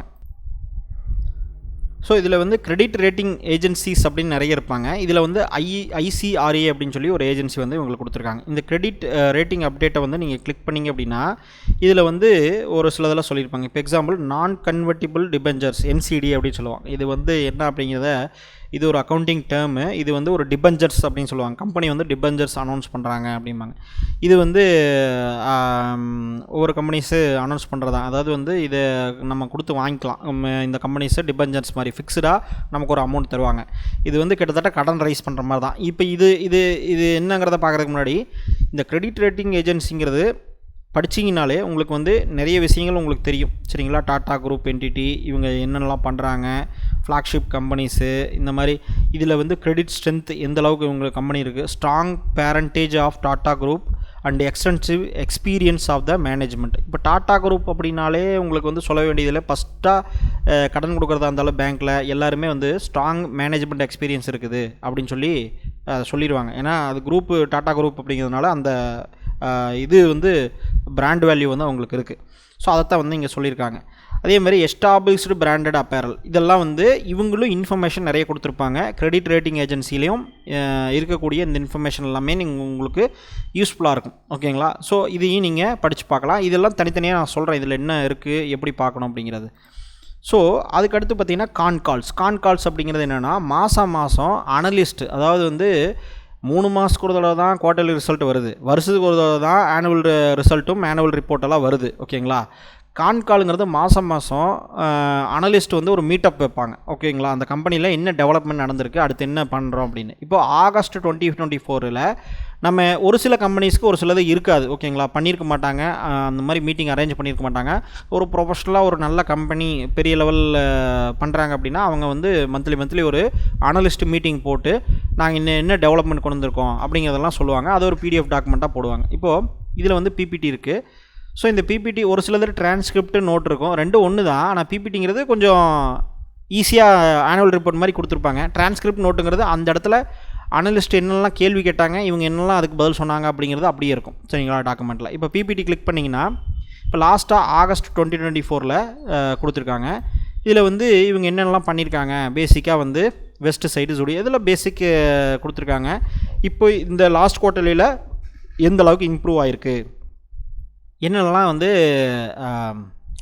விஷயங்கள்லாம் வந்து இவங்க கொடுத்துருக்காங்க, என்னென்னலாம் ஏதாவது புதுசாக ஒரு ஆர்டர் எடுத்திருக்காங்களா, ஆக்டிவிட்டீஸ் பண்ணியிருக்காங்களா, நிறைய ஏதாவது கேம்பெயின் செட்டப் பண்ணியிருக்காங்களா, இந்த மாதிரியான விஷயங்கள்லாம் வந்து இதில் பண்ணுவாங்க. ஓகேங்களா? ஸோ இதுதான் வந்து கால் அப்படின்னு சொல்லுவோம். இந்த கால் அப்படிங்கிறது வந்து அவருடைய மீனிங் வந்து இதுதான். சரிங்களா? பாருங்கள், எக்ஸாம்பிளுக்கு ரீசன்ட் ஸ்டோர், இப்போ பாருங்கள் புதுசாக ஸ்டோர் வந்து ஹைதராபாத்தில் இன்னொன்று போட்டிருக்காங்க. அப்புறம் JP நகர் பெங்களூரில் ஒன்று போட்டிருக்காங்க. செக்டார் 69 குர்கானில் ஒன்று போட்டிருக்காங்க. ஓகேங்களா? இப்போது இந்த மாதிரியான இன்ஃபர்மேஷன்ஸ் எல்லாம் வந்து இந்த மாதிரியான கால்ஸில் வெளியாகும். ஸோ இதுதான் வந்து நீங்கள் புரிஞ்சுக்க வேண்டியது. இப்போ இந்த கம்பெனியை நான் ஃபாலோ பண்ணணும், இந்த கம்பெனியில் ஏதாவது அப்டேட் நடந்தால் எனக்கு தெரியணும் அப்படின்னா நீங்கள் நேராக மேலே போயிட்டு எக்ஸ்போர்ட் டு எக்ஸல் அப்படின்னு நீங்கள் கொடுத்தீங்கன்னா இதெல்லாம் வந்து ப்ரீமியம் ஆப்ஷன். இந்த வெப்சைட்டில் இப்போ நம்ம பண்ணிகிட்டு இருக்கிறது எல்லாமே ஃப்ரீ தான். ஆனால் உங்களுக்கு இன்னும் கொஞ்சம் எக்ஸ்ட்ரா டீட்டெயில்ஸ் எல்லாம் வேணும் அப்படின்னா நீங்கள் ப்ரீமியம் சப்ஸ்கிரிப்ஷன் பண்ணி ஆகணும் அப்படின்னா நீங்கள் பண்ணிக்கங்க. எக்ஸ்போர்ட் எக்ஸல்லாம் வந்து பார்த்திங்கன்னா மேபி ப்ரீமியமில் வரதுக்கான வாய்ப்புகள் இருக்குது. ஓகே, இது வருது, ஆனால் ஒரு சிலதெல்லாம் ப்ரீமியம் இருக்கும். எக்ஸாம்பிளுக்கு வந்து பார்த்திங்கன்னா நீங்கள் வேணால் அதை டவுன்லோட் பண்ணிக்கோங்க.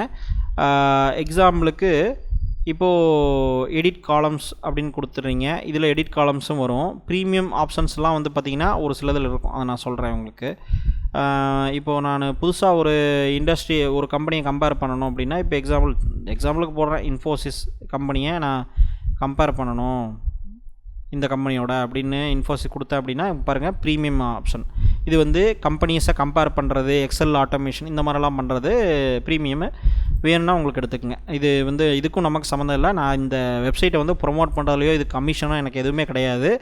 ஸோ இது ஜஸ்ட் வந்து இது ஒரு நல்ல வெப்சைட்டு, ஃப்ரீயாக இவ்வளோ இன்ஃபர்மேஷன் கிடைக்கிது, இது தான் நம்ம ரெகுலராக யூஸ் பண்ணுறதுனால நான் சொல்லிகிட்டு இருக்கேன். மற்றபடி இந்த வெப்சைட்டுடைய லிங்க்குங்கிறது screener.in தான். ஸோ என்னுடைய கமிஷன்ஸ் எல்லாம் இந்த வெப்சைட்டில் எதுவுமே கிடையாது. நீங்கள் வாங்கினா எனக்கு காசு வருது அப்படிலாம் ஒன்றுமே கிடையாது.